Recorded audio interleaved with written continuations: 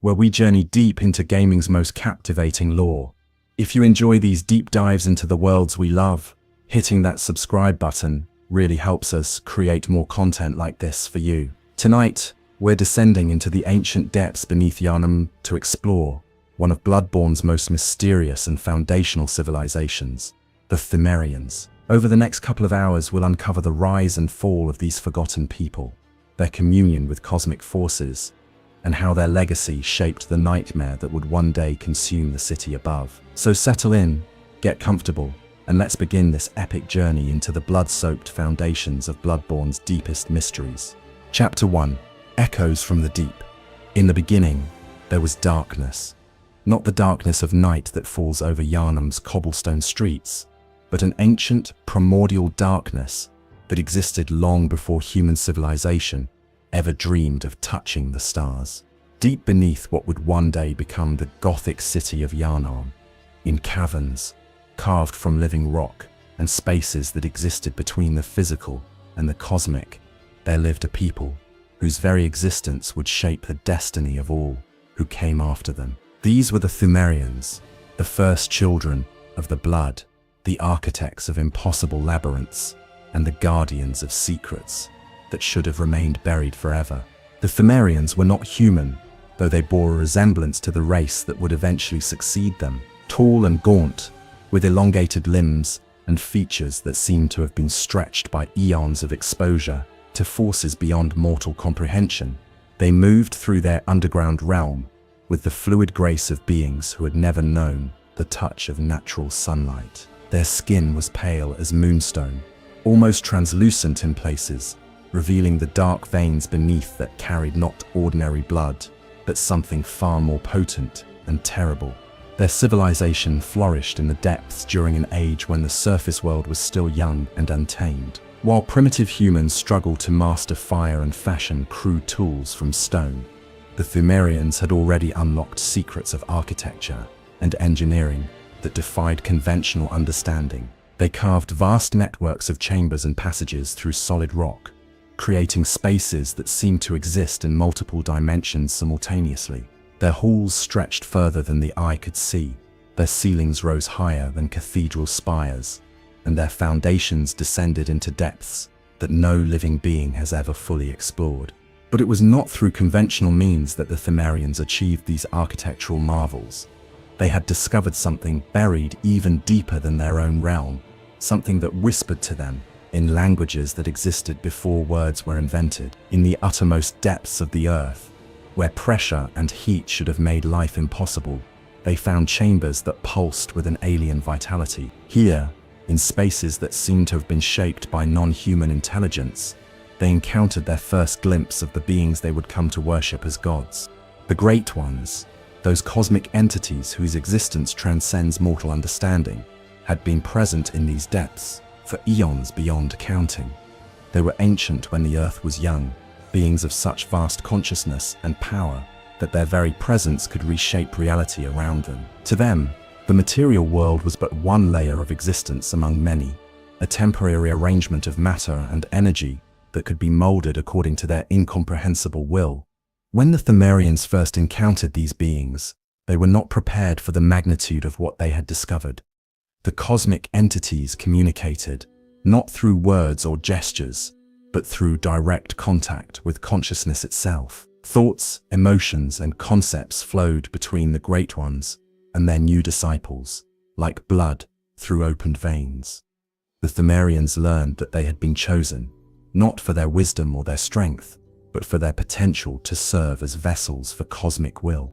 This first contact transformed Pthumerian society in ways that would have been unimaginable to their ancestors.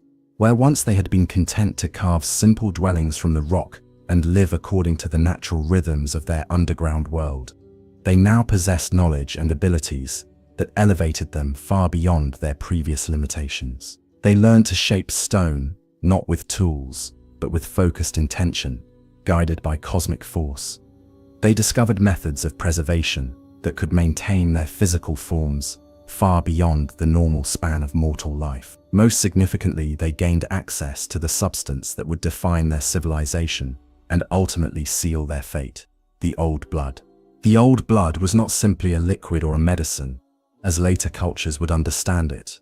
It was a living essence that connected all things to the cosmic realm inhabited by the Great Ones. Every drop contained within it the potential for transformation, evolution, and transcendence, but also for corruption, madness, and damnation. The Pthumerians became the first recipients of this terrible gift, allowing it to flow through their veins and transform them into something greater than they had been, but also something less human with each passing generation.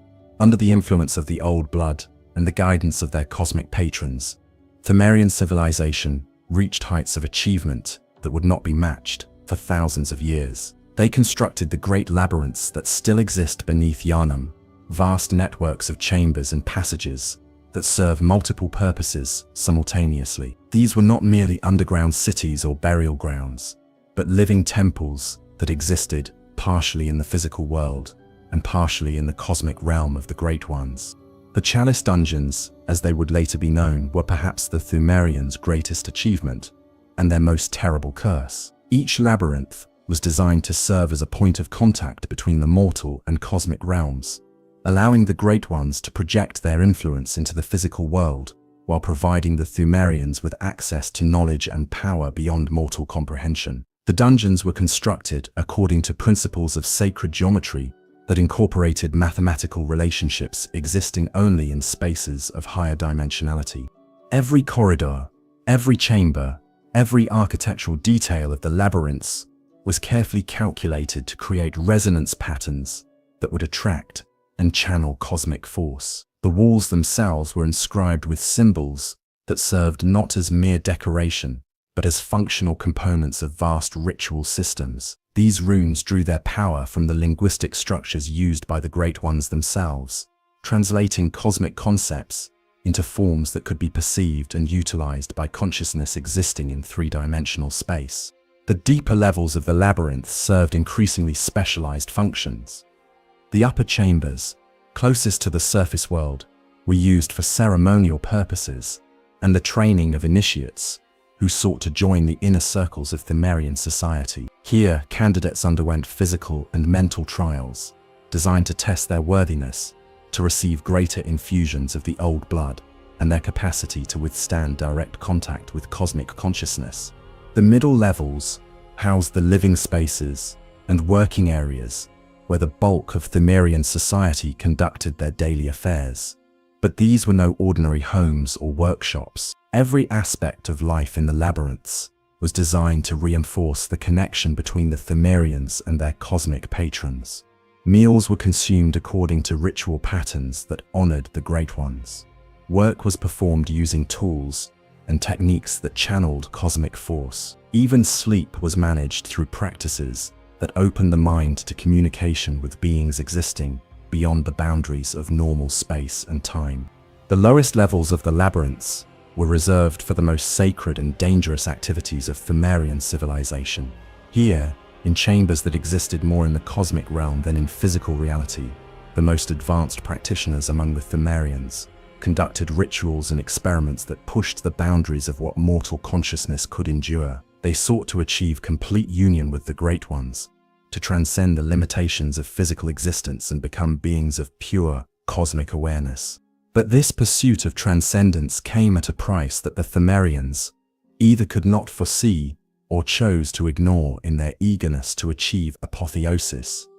Each generation that partook more deeply of the old blood found themselves changing in ways that moved them further from their original nature. Their physical forms became increasingly alien, their thought processes more abstract and divorced from practical concerns, and their connection to the material world ever more tenuous. The Pthumerian nobility, those who had the greatest access to the purest forms of the old blood, underwent the most dramatic transformations. They grew taller and more attenuated, their features becoming sharp and angular in ways that suggested influence from geometries not found in normal space. Their eyes developed the ability to perceive layers of reality invisible to lesser beings. But this expanded vision came at the cost of their ability to relate to those who had not undergone similar transformations. As the centuries passed, Pthumerian society became increasingly stratified according to the degree of cosmic transformation achieved by different groups. At the apex of their civilization stood the Pthumerian queens, beings who had undergone such complete integration with the cosmic realm that they barely retained any connection to their original physical forms. These queens served as direct conduits for the will of the Great Ones. Their consciousness expanded to encompass awareness of multiple dimensions simultaneously. Below the queens were the various orders of Pthumerian nobility, each specialized for different aspects of cosmic service. Some served as architects and engineers, using their enhanced understanding of higher dimensional mathematics to expand and refine the labyrinth systems. Others functioned as priests and ritual specialists, conducting the ceremonies necessary to maintain the connection between the Pthumerian realm and the cosmic sphere inhabited by the Great Ones. The warrior classes among the Pthumerians developed their own unique relationship with cosmic force, learning to channel it through weapons and combat techniques that would have seemed like magic to surface dwellers. They created blades that could cut through more than mere physical matter, armor that provided protection against attacks from beings existing in multiple dimensions, and fighting styles that incorporated movement through spaces not bound by conventional geometry. At the base of Pthumerian society were those who had received only minimal exposure to the old blood and retained the most resemblance to their original forms. These served as laborers, craftspeople, and guardians, performing the practical work necessary to maintain the physical infrastructure of the labyrinths. But even these lesser members of Pthumerian civilization possessed abilities and knowledge that far exceeded anything found among surface peoples. The Pthumerians developed sophisticated systems of record-keeping and knowledge preservation that allowed them to maintain continuity across the vast spans of time required for their cosmic projects. They created libraries filled with texts, written in scripts, that could only be read by those who had undergone the proper training and transformation. These archives contained not only the accumulated wisdom of Pthumerian civilization, but also knowledge transmitted directly from the Great Ones themselves. Their understanding of time differed fundamentally from that of ordinary mortals. To the Pthumerians, the passage of years and centuries was but a surface phenomenon, a ripple on the ocean of eternity that contained their true existence. They planned projects that would take millennia to complete, constructed monuments that were designed to endure until the end of the physical universe, and conducted experiments whose results would not be apparent for thousands of generations. This expanded temporal perspective allowed them to undertake endeavors that would have been impossible for beings limited to normal human lifespans. They gradually reshaped the geological structure of the region that would one day become Yharnam, creating underground spaces that extended far beyond what natural cavern systems could accommodate. They established breeding programs designed to produce individuals with ever greater capacity for cosmic integration. Most ambitiously, they began the construction of permanent gateways between the physical world and the realm of the Great Ones. Chapter 2. The Architecture of Eternity. The labyrinth cities of the Pthumerians represent one of the most remarkable achievements in the history of conscious beings. These were not merely underground settlements or elaborate burial complexes, but living expressions of cosmic mathematics made manifest in stone and shadow. Each passage, chamber, and architectural detail served multiple functions simultaneously, as dwelling space, as ritual center, as focal point for cosmic energy, and as component in vast mechanical systems designed to maintain the connection between different layers of reality. To understand the magnitude of Pthumerian architectural achievement, one must first appreciate the challenges they faced in their underground environment. The depths they chose to inhabit were not hospitable to conventional construction techniques. The rock was often unstable, the spaces prone to flooding from underground water sources, and the very laws of physics seemed to operate differently in areas where cosmic influence was strongest. Conventional engineering would have been utterly inadequate for creating the sprawling complexes that came to house millions of Pthumerians across thousands of years. The solution they developed drew upon principles of construction that had been revealed to them by the Great Ones. Rather than simply carving spaces from existing rock, they learned to persuade the stone itself to take on the shapes and configurations they required. Through the application of focused intention, guided by cosmic force, they could cause solid rock to flow like liquid, to reshape itself according to mathematical patterns that existed only in dimensions beyond normal space, and to maintain structural integrity despite apparent violations of conventional engineering principles. The basic unit of Pthumerian architecture was the ceremonial chamber, a space designed to serve as a focal point for cosmic energy while providing the practical requirements of whatever function it was intended to serve. These chambers were invariably constructed according to specific proportional relationships that created resonance with cosmic frequencies. The ratio of length to width to height in each chamber was carefully calculated to create standing wave patterns that would attract and contain cosmic force. The walls of these chambers were never simply flat surfaces, but were carved with intricate patterns that served both decorative and functional purposes. These reliefs incorporated symbols derived from the written language of the Great Ones, mathematical formulas describing higher dimensional geometries, and stylized representations of cosmic entities and forces. When properly activated through ritual means, these wall carvings could project illusory images, amplify sounds beyond normal levels, and even open temporary windows into other dimensions. The floors of Pthumerian chambers served as more than mere walking surfaces. They were constructed as complex mandala patterns that incorporated channels for the flow of liquid offerings, focal points for the placement of ritual objects, and geometric designs that guided the movement of participants in ceremonial activities. Many chambers featured central altars or platforms that were positioned according to precise astronomical calculations, allowing ceremonies to be timed with cosmic events occurring in dimensions beyond normal space. The ceilings of important chambers often incorporated acoustic engineering principles that would not be rediscovered by surface civilizations for thousands of years. Sound waves produced in these spaces could be shaped and directed with remarkable precision, allowing whispered words to be heard clearly across vast distances, while preventing unwanted sounds from penetrating into adjacent areas. Some chambers featured acoustic properties that could induce specific psychological states in those who heard certain combinations of sounds, facilitating the altered consciousness required for cosmic communion. Connecting these ceremonial chambers were the corridor systems that gave the Pthumerian complexes their labyrinthine character. These passages served not merely as transportation routes, but as components in vast ritual systems that encompassed entire complexes. The path one took through the corridors determined which chambers could be accessed, in what order they would be encountered, and what psychological state the traveler would be in upon reaching each destination. The corridors were designed to induce specific mental states through the manipulation of spatial relationships and visual stimuli. Passages might gradually narrow or widen as they progressed, creating feelings of claustrophobia or expansiveness that prepared the mind for different types of cosmic experience. The lighting in different sections could be varied to create moods ranging from peaceful contemplation to terrified awe, depending on the purpose of the destination chamber. Many corridor systems incorporated apparent contradictions in spatial geometry that served to disorient travelers and open their minds to non-rational forms of perception.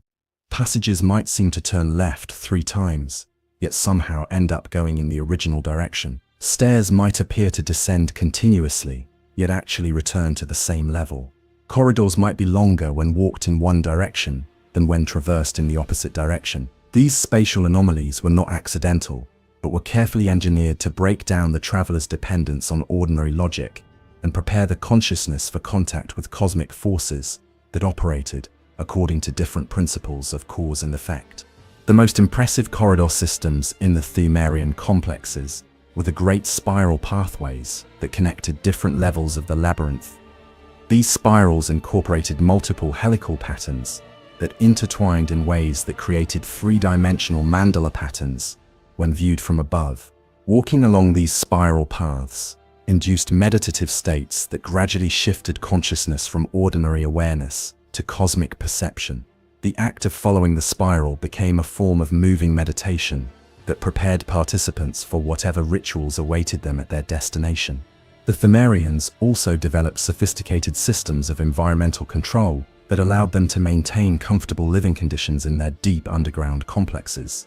They channeled underground water sources through elaborate hydraulic systems that provided both practical water supplies and decorative fountains that enhanced the aesthetic appeal of their living spaces. They created ventilation systems that drew fresh air from the surface world while preventing the escape of sounds or odors that might reveal the existence of the underground civilization to surface dwellers. Temperature control in the Pthumerian complexes was achieved through a combination of natural geothermal energy and artificial heating systems powered by cosmic force. Many chambers featured carefully positioned openings that drew warm air from deeper levels where the Earth's natural heat could be accessed. Others incorporated devices that converted cosmic energy directly into thermal energy, creating localized heating that could be adjusted according to the requirements of different activities. The lighting systems used throughout the Pthumerian complexes represented one of their most remarkable technological achievements. Rather than relying on fires or crude oil lamps, they developed methods of creating illumination through the direct manipulation of cosmic energy. Specialized crystals were grown in cosmic charged environments until they achieved the ability to emit steady light when exposed to the proper ritual activations. These crystals could be programmed to produce different colors and intensities of light, allowing the Pthumerians to create complex lighting effects that enhance the psychological impact of their architectural spaces. Different colors of light were used to create different psychological effects and to facilitate different types of cosmic communion. Cool blue illumination was used in meditation chambers, where practitioners sought to achieve expanded awareness of cosmic patterns. Warm golden light was employed in healing chambers, where the regenerative properties of the old blood were focused for therapeutic purposes. Deep red illumination marked areas where dangerous experiments with cosmic force were conducted, serving as a warning to those who were not prepared for the intense energies contained within. The most advanced lighting systems in the Pthumerian complexes could respond to the presence and emotional state of individuals within the illuminated spaces. As practitioners moved through the corridors and chambers, the lighting would automatically adjust to enhance whatever psychological state was most appropriate for their current location and activity. This created an environment where the architecture itself seemed to be alive and responsive to the needs of its inhabitants. Water features played important roles in Pthumerian architecture, serving practical, aesthetic, and spiritual functions simultaneously. Underground streams were channeled through the complexes in patterns that created soothing background sounds, while providing water for drinking, bathing, and ritual purposes. Many chambers featured pools or fountains that were used for ceremonial ablutions, before important rituals, or for the preparation of liquid offerings to cosmic entities. The Pthumerians discovered that water could serve as a medium for storing and transmitting cosmic energy when properly prepared through ritual means. Sacred pools were created in which water was charged with cosmic force through extended exposure to the old blood and ritual activities. This charged water could then be used to enhance the effectiveness of various cosmic practices or to prepare individuals for more intense forms of cosmic communion. Some of the most impressive water features in the Pthumerian complexes were the underground lakes that served as centers for major ritual activities. These bodies of water were often several acres in extent and were surrounded by amphitheater-like arrangements of chambers and platforms that could accommodate thousands of participants in large-scale ceremonies. The water in these lakes was maintained at precise temperatures and chemical compositions that enhanced its ability to reflect and amplify cosmic energies. The shorelines of these underground lakes were carefully designed to create acoustic properties that allowed sounds produced in waterside ceremonies to be heard clearly throughout the surrounding chamber complexes. The combination of water reflection and architectural acoustics created an environment where ritual chants and musical performances could achieve almost supernatural levels of beauty and emotional impact. Many of these underground lakes featured artificial islands that served as platforms for the most important ritual activities. These islands were connected to the shoreline by narrow bridges or causeway systems that required participants to traverse water in order to reach the central ceremonial areas. This crossing served as a symbolic transition from the ordinary world to the sacred realm, helping to prepare participants psychologically for the intense cosmic experiences that awaited them. The architectural decoration throughout the Pthumerian complexes incorporated artistic techniques that would not be equaled by any surface civilization. Their sculptural work achieved levels of detail and emotional expression that seemed to bring stone to life. Carved figures appeared to move in changing light conditions, their expressions shifting to reflect the emotional state of the observer. Relief carvings told complex stories that could be read differently depending on the angle of view and the lighting conditions under which they were observed. The artistic themes that dominated Pthumerian decoration reflected their cosmic orientation and their gradual transformation under the influence of the old blood. Early works depicted scenes from their pre-cosmic existence, showing recognizably humanoid figures engaged in ordinary activities. Later works showed the same figures undergoing various stages of transformation, their forms becoming more elongated and their features taking on increasingly alien characteristics. The most recent artistic works from the height of Pthumerian civilization depicted beings that bore little resemblance to their original forms. These carvings showed tall, attenuated figures with multiple arms, eyes that glowed with internal light, and appendages that seemed to exist partially in normal space and partially in higher dimensions. These later works served not only as artistic expressions, but as aspirational models for the continuing transformation of Pthumerian society. The color schemes used in Pthumerian art evolved along with their civilization, moving from earth tones and natural pigments to colors that seemed to exist beyond the normal visible spectrum. Advanced Pthumerian artists developed techniques for creating pigments that would appear different to observers who had undergone different degrees of cosmic transformation. A single mural might appear as a simple geometric pattern to ordinary eyes, while revealing complex narrative scenes to those whose vision had been enhanced through exposure to the old blood. Chapter 3. The Hierarchy of Blood. Within the shadowed halls of the Pthumerian labyrinths, society was organized around a principle that would have been alien to surface dwellers: the degree of cosmic transformation achieved through exposure to the old blood. This was not merely a matter of social status or political power, but a fundamental organizing principle that determined every aspect of an individual's existence, from their physical capabilities, to their mental faculties, to their role in the greater cosmic project that defined Pthumerian civilization. At the foundation of this hierarchy were the Pthumerian descendants, those who carried the blood of the ancient civilization, but had received only minimal direct exposure to its transformative properties.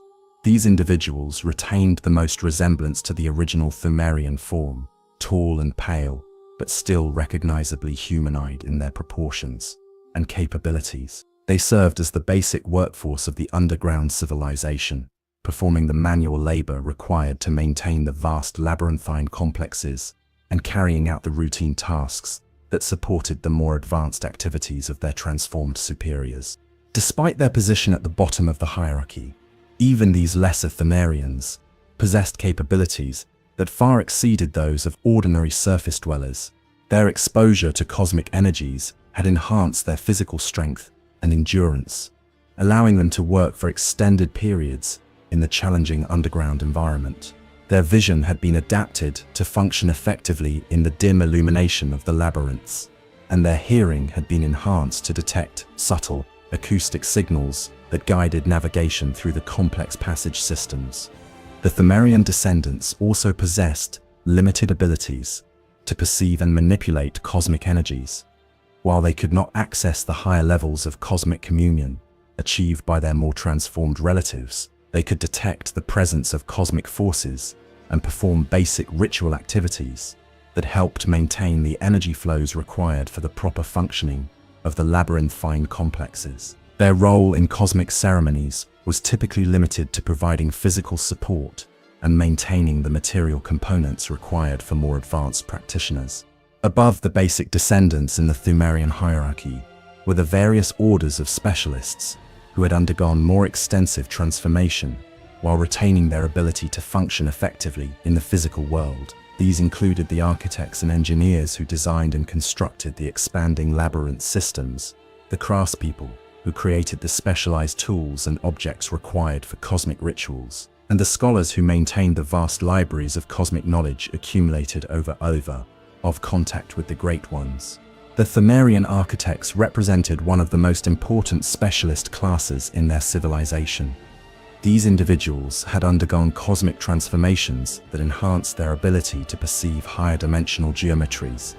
While preserving their capacity for practical engineering work, they could visualize architectural structures that incorporated mathematical relationships existing only in spaces of 4 or more dimensions, then translate these designs into construction plans that could be executed using 3-dimensional materials and techniques. The work of Pthumerian architects was not limited to the physical design of buildings and chambers. They also served as ritual specialists who understood how architectural forms could be used to channel and focus cosmic energies. Every aspect of their designs, from the proportional relationships between different spaces to the positioning of decorative elements to the acoustic properties of ceremonial chambers, was calculated to enhance the effectiveness of the cosmic activities that would be conducted within them. The Pthumerian craftspeople developed techniques for creating objects that could serve as focal points for cosmic energy while maintaining their utility for practical purposes. They learned to work with materials that had been transformed through exposure to cosmic forces, creating tools and weapons that possessed properties unknown to conventional metallurgy or stoneworking. Their most advanced creations could channel cosmic energy directly, allowing users to perform feats that seemed magical to less transformed observers. The weapons created by Pthumerian craftspeople were particularly remarkable as they needed to be effective against threats that existed partially in higher dimensions. Conventional blades and projectiles were useless against many of the entities that the Pthumerians encountered in their cosmic explorations. The solutions they developed incorporated principles of higher dimensional cutting that allowed physical weapons to affect targets existing across multiple layers of reality simultaneously. Pthumerian scholars occupied a unique position within their civilization's hierarchy, as their primary function was to serve as intermediaries between the fully transformed cosmic nobility and the practical requirements of maintaining a functioning society. They had undergone sufficient cosmic transformation to communicate directly with the most advanced Pthumerians, but retained enough connection to physical reality to translate cosmic insights into practical applications. The libraries maintained by Pthumerian scholars represented one of the greatest intellectual achievements in recorded history. These collections contained not only the accumulated knowledge of Pthumerian civilization, but also information transmitted directly from the Great Ones themselves. The texts were written in scripts that incorporated multi-dimensional writing systems, allowing individual documents to contain multiple layers of meaning that could be accessed by readers with different levels of cosmic awareness. The most important texts in the Pthumerian libraries were the cosmic codices that detail the fundamental principles governing the relationship between the physical universe and the higher dimensional realms inhabited by the Great Ones. These documents provided theoretical frameworks for understanding cosmic phenomena while offering practical guidance for those seeking to achieve various forms of cosmic transformation. Rising above the specialist classes were the various orders of Pthumerian nobility, individuals who had undergone more extensive cosmic transformation while retaining sufficient connection to physical reality to serve as leaders and coordinators for the civilization's most important projects. The Pthumerian nobility was organized into specialized orders based on the particular aspects of cosmic reality with which they were most closely aligned. The Order of the Cosmic Eye specialized in perception and awareness, developing abilities that allowed them to observe events occurring across multiple dimensions simultaneously. Members of this order served as scouts and intelligence gatherers for Pthumerian expeditions into unmapped regions of the cosmic realm. They could detect threats and opportunities that were invisible to less transformed beings, providing crucial information for the planning of major cosmic projects. The Order of the Flowing Blood focused on the biological and transformative aspects of cosmic force. These specialists developed advanced understanding of how the old blood affected living organisms and learned to control and direct its transformative properties, with remarkable precision. They served as healers and biological engineers, helping other Pthumerians navigate the challenges of cosmic transformation while developing new techniques for enhancing the effectiveness of the process. The Order of the Sacred Geometry concentrated on the mathematical and architectural aspects of cosmic reality. These specialists could perceive and manipulate the higher dimensional structures that underlied physical reality, allowing them to create spaces and objects that existed partially outside normal space and time. Their work was essential for maintaining the labyrinthine complexes that housed Pthumerian civilization and for creating the gateways that allowed communication with the Great Ones.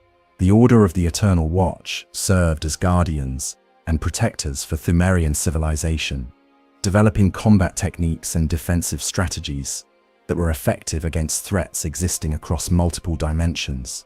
These warrior scholars learned to fight opponents that could attack from directions that did not exist in normal space, using weapons and tactics that incorporated cosmic principles of causation and effect. Each noble order maintained its own internal hierarchy based on the degree of cosmic transformation achieved by individual members. Junior members who had recently undergone the initial stages of cosmic evolution worked under the guidance of more experienced practitioners who had progressed further along the path of transformation. The most advanced members of each order served as intermediaries with the higher levels of the Pthumerian hierarchy. Above all the noble orders stood the Pthumerian Elder Council, a group of individuals who had achieved such advanced stages of cosmic transformation that they existed more in the cosmic realm than in physical reality. The Elder Council served as the primary interface between Pthumerian civilization and the Great Ones themselves, translating cosmic directives into policies that could be implemented by the less transformed segments of their society. The members of the Elder Council had undergone physical transformations so extensive that they bore little resemblance to their original forms. Their bodies had become elongated and attenuated, with proportions that suggested influence from geometries not found in normal space. Their eyes had developed the ability to perceive layers of reality invisible to ordinary beings, but this expanded vision came at the cost of their ability to focus on mundane physical details. The consciousness of Elder Council members operated simultaneously across multiple dimensions, allowing them to maintain awareness of cosmic events occurring far beyond the boundaries of the physical universe. This expanded awareness made them invaluable as coordinators for large-scale cosmic projects, but also made it increasingly difficult for them to relate to the concerns and limitations of less transformed beings. Communication with Elder Council members required specialized techniques and often the assistance of intermediate practitioners who could serve as translators between normal consciousness and cosmic awareness. The council members spoke in languages that incorporated concepts existing only in higher dimensional space, and their thought processes followed logical patterns that would have seemed incomprehensible to ordinary minds. At the absolute pinnacle of Pthumerian hierarchy stood the Pthumerian Queens, beings who had achieved such complete integration with cosmic reality that they served as direct conduits for the will of the Great Ones.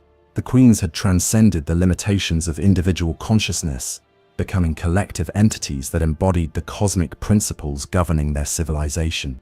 The Pthumerian Queens existed in multiple dimensions simultaneously, their consciousness encompassing awareness of past, present, and future events across vast spans of time. They could perceive the ultimate destiny toward which Pthumerian civilization was evolving and coordinate the actions of their subjects according to cosmic plans that spanned millennia. Their physical forms had become so transformed that they appeared more as living embodiments of cosmic principles than as individual beings.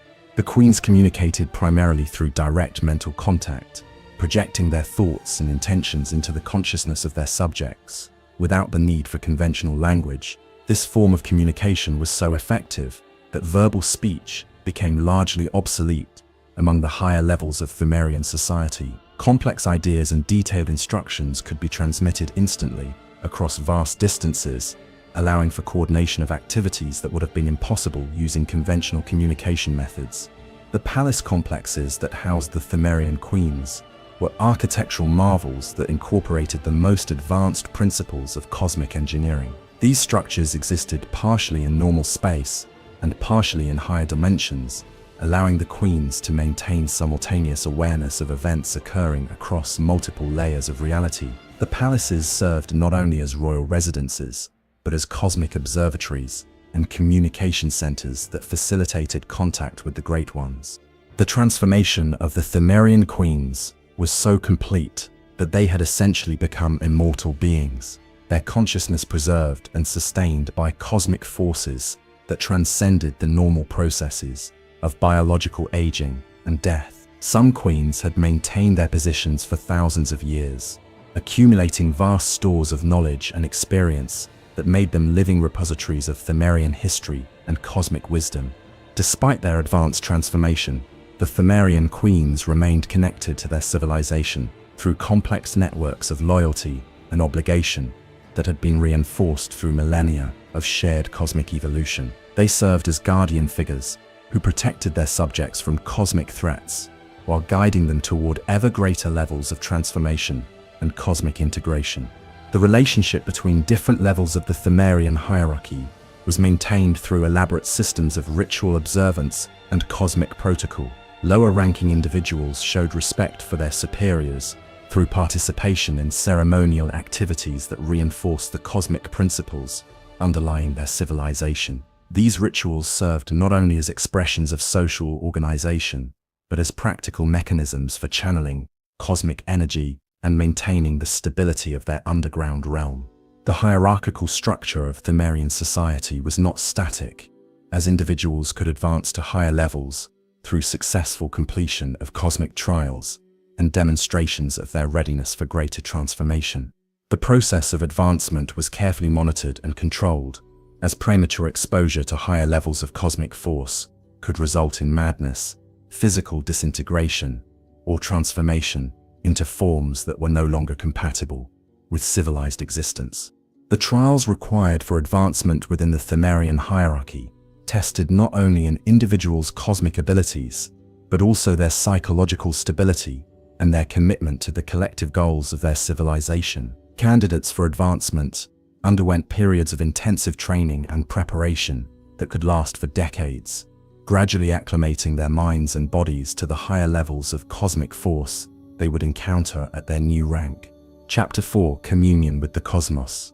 The relationship between the Pthumerians and the cosmic entities they worshipped as gods represents one of the most profound and disturbing alliances in the history of conscious beings. This was not a simple matter of religious devotion or ritual observance, but a genuine partnership between mortal and cosmic consciousness that fundamentally altered both parties to the agreement. The Great Ones needed vessels through which they could interact with physical reality, while the Pthumerians sought transcendence beyond the limitations of their original mortal existence. What emerged from this cosmic bargain was a symbiotic relationship that would shape the destiny of both civilizations for millennia to come.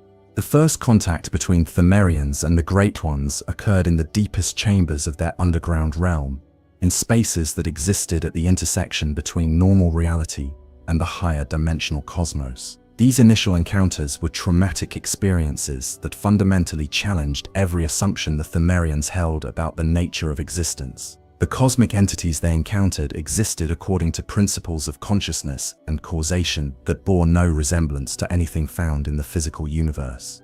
The Great Ones did not possess physical forms in any conventional sense, but manifested as patterns of consciousness and intention that could reshape reality according to their will. They communicated not through language or gesture, but through direct contact with the mind, implanting concepts and emotions that had no equivalent in mortal experience. The first Pthumerians to encounter these beings were overwhelmed by the magnitude of what they experienced, many suffering permanent psychological damage from exposure to forms of awareness their minds were not equipped to process. However, some among the Pthumerians proved capable of surviving and even benefiting from cosmic contact. These individuals possessed mental flexibility and psychological resilience that allowed them to adapt to the alien nature of cosmic consciousness without losing their essential humanity. They became the first cosmic priests of Pthumerian civilization, serving as intermediaries between their people and the incomprehensible beings they had discovered in the depths. The cosmic priests learned that the Great Ones were not malevolent entities seeking to harm or exploit mortal beings, but rather ancient consciousnesses trapped in a state of cosmic loneliness that had persisted for eons beyond counting. These beings had evolved far beyond the need for physical existence, but in doing so had lost the ability to experience the simple joys and connections that gave meaning to mortal life. They yearned for the vitality and passion that characterized mortal consciousness, while mortals sought the wisdom and power that came with cosmic awareness. This mutual need formed the foundation for the covenant that would define the relationship between Pthumerians and the Great Ones. The cosmic entities agreed to share their knowledge and power with selected mortals, providing them with abilities and understanding that far exceeded normal human limitations. In exchange, the Pthumerians would serve as vessels for cosmic consciousness, allowing the Great Ones to experience physical reality through mortal perception, while working toward the ultimate goal of cosmic integration. The process of establishing communion with the Great Ones required extensive preparation and the development of new technologies, specifically designed to facilitate contact between mortal and cosmic consciousness. The Pthumerians created specialized chambers that incorporated architectural elements designed to resonate with cosmic frequencies, allowing the barriers between dimensions to be temporarily weakened. These communion chambers became the most sacred spaces in Pthumerian civilization, carefully protected and maintained by specially trained priests. The communion ceremonies themselves were elaborate ritual productions that could last for days or even weeks.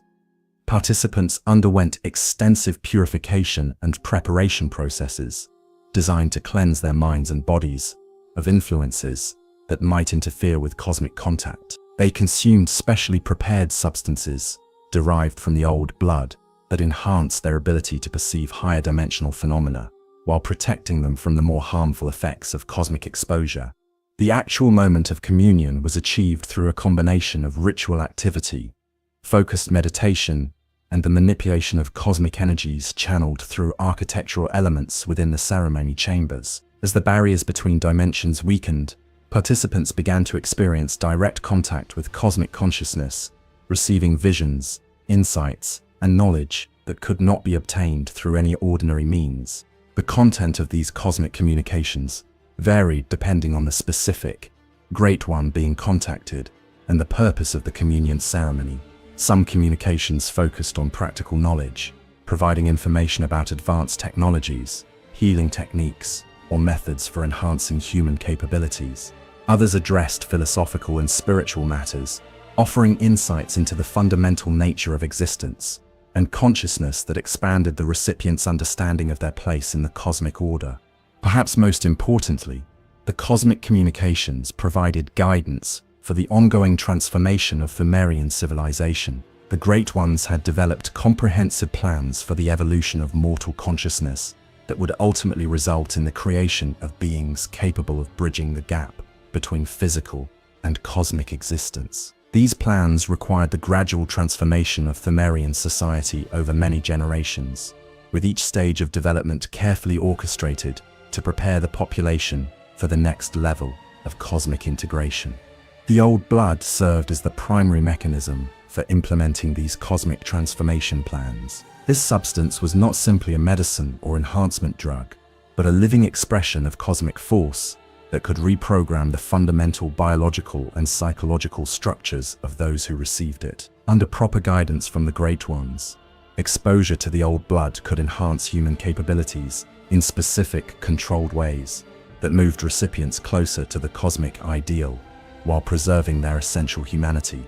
However, the transformative process was not without risks. Uncontrolled exposure to the old blood could result in mutations that were incompatible with continued existence in civilized society. Recipients might develop physical characteristics that made normal social interaction impossible, or undergo psychological changes that left them unable to relate to their original communities. Most dangerously, they might become infected with cosmic consciousness fragments that gradually overwhelmed their original personality, transforming them into vessels for alien awareness.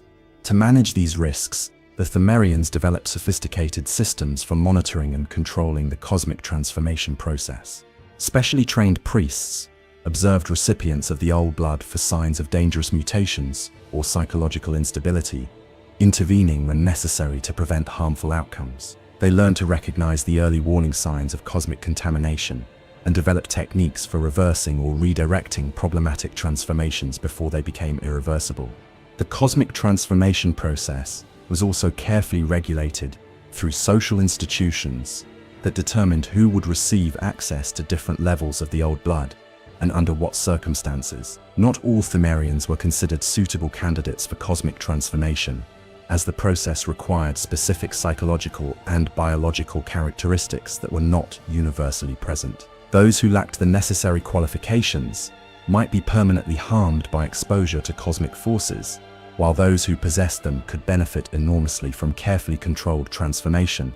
The selection process for cosmic transformation candidates involved extensive testing and evaluation that could last for years. Candidates underwent physical examinations to assess their biological compatibility with the old blood, psychological evaluations to determine their mental stability and flexibility, and spiritual assessments to measure their readiness for cosmic awareness. Only those who demonstrated exceptional qualifications in all areas were permitted to undergo the more advanced stages of transformation. The training process for cosmic communion was equally rigorous and comprehensive. Candidates learned to control their mental and emotional responses to cosmic contact, developing techniques for maintaining their essential humanity while opening their consciousness to alien forms of awareness. They studied the history and philosophy of cosmic interaction, learning to understand the motivations and limitations of the Great Ones they would eventually encounter.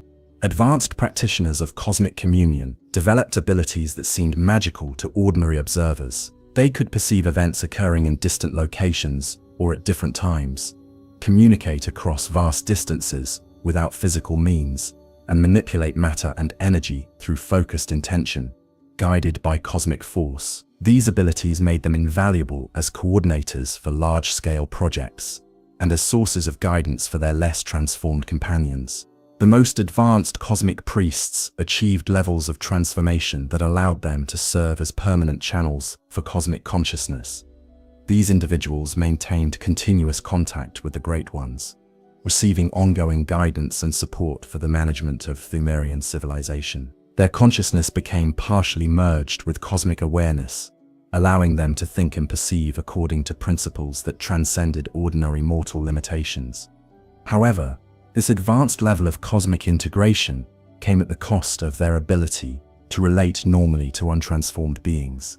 The cosmic priests became increasingly isolated from ordinary Pthumerian society, able to communicate effectively only with others who had undergone similar transformations. They developed their own language and cultural practices that reflected their hybrid mortal cosmic nature, creating a distinct subculture within the larger Pthumerian civilization. The cosmic communion activities also resulted in the development of new technologies and architectural techniques that incorporated principles derived from higher dimensional physics. The Pthumerians learned to create materials that existed partially outside normal space, construct buildings that incorporated impossible geometries, and develop energy systems that drew power directly from cosmic sources. These advances allowed them to expand and enhance their underground civilization in ways that would have been impossible using conventional techniques. The knowledge gained through cosmic communion also enabled the Pthumerians to develop advanced forms of biological and psychological manipulation that allowed them to control and direct their own evolutionary development. They learned to modify their reproductive systems to produce offspring with enhanced capabilities, to extend their lifespans far beyond normal human limits, and to adapt their physiology to function effectively in the challenging environment of their underground realm. Perhaps most significantly, cosmic communion provided the Pthumerians with access to forms of awareness and perception that transcended the normal limitations of mortal consciousness. They developed the ability to perceive multiple dimensions simultaneously, to understand mathematical relationships that existed only in higher dimensional space, and to comprehend concepts that had no equivalent in ordinary human experience. This expanded awareness allowed them to undertake projects and solve problems that would have been incomprehensible to less transformed beings. The ultimate goal of the cosmic communion process was the creation of beings who could serve as permanent bridges between the mortal and cosmic realms. These hybrid entities would possess the vitality and creativity of mortal consciousness, combined with the wisdom and power of cosmic awareness. They would be capable of experiencing both the simple pleasures of physical existence and the transcendent insights available only to cosmic consciousness. However, the process of creating such beings required careful balance between opposing forces and influences.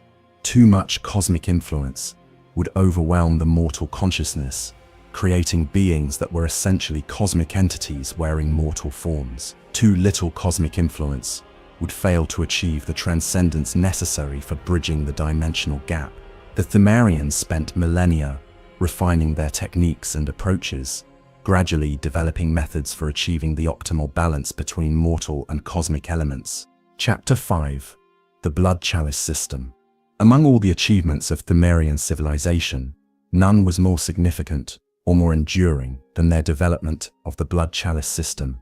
These sacred vessels, carved from materials that existed partially outside normal space and imbued with cosmic forces beyond mortal comprehension, represented the pinnacle of Pthumerian craftsmanship and cosmic engineering. More than mere ritual objects, the chalices served as gateways between different layers of reality, allowing access to realms and experiences that would otherwise remain forever beyond the reach of mortal consciousness. The creation of each blood chalice was a monumental undertaking that required the combined efforts of the most skilled craftspeople, cosmic priests, and architectural specialists in Pthumerian civilization. The process began with the selection of appropriate materials, a task that often required expeditions into the deepest and most dangerous regions of the cosmic realm. The base material for each chalice had to be stone that had been exposed to cosmic forces for extended periods, developing properties that allowed it to serve as a stable foundation for higher dimensional manipulations. The quarrying of cosmic stone was itself a complex ritual process that required precise timing and careful coordination with cosmic cycles. The stone had to be extracted during specific astronomical alignments, when the barriers between dimensions were at their weakest, allowing the quarrying teams to access deposits that existed primarily in higher dimensional space. The extraction process involved not just physical tools, but specialized techniques for manipulating the dimensional boundaries that contained the desired materials.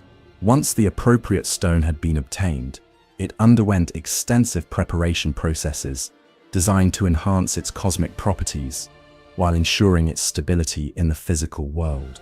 The stone was exposed to carefully controlled doses of the old blood, allowing cosmic forces to permeate its crystalline structure without causing the material to become unstable or dangerous to handle. This preparation process could take years to complete, as the stone had to be gradually acclimated to higher levels of cosmic force.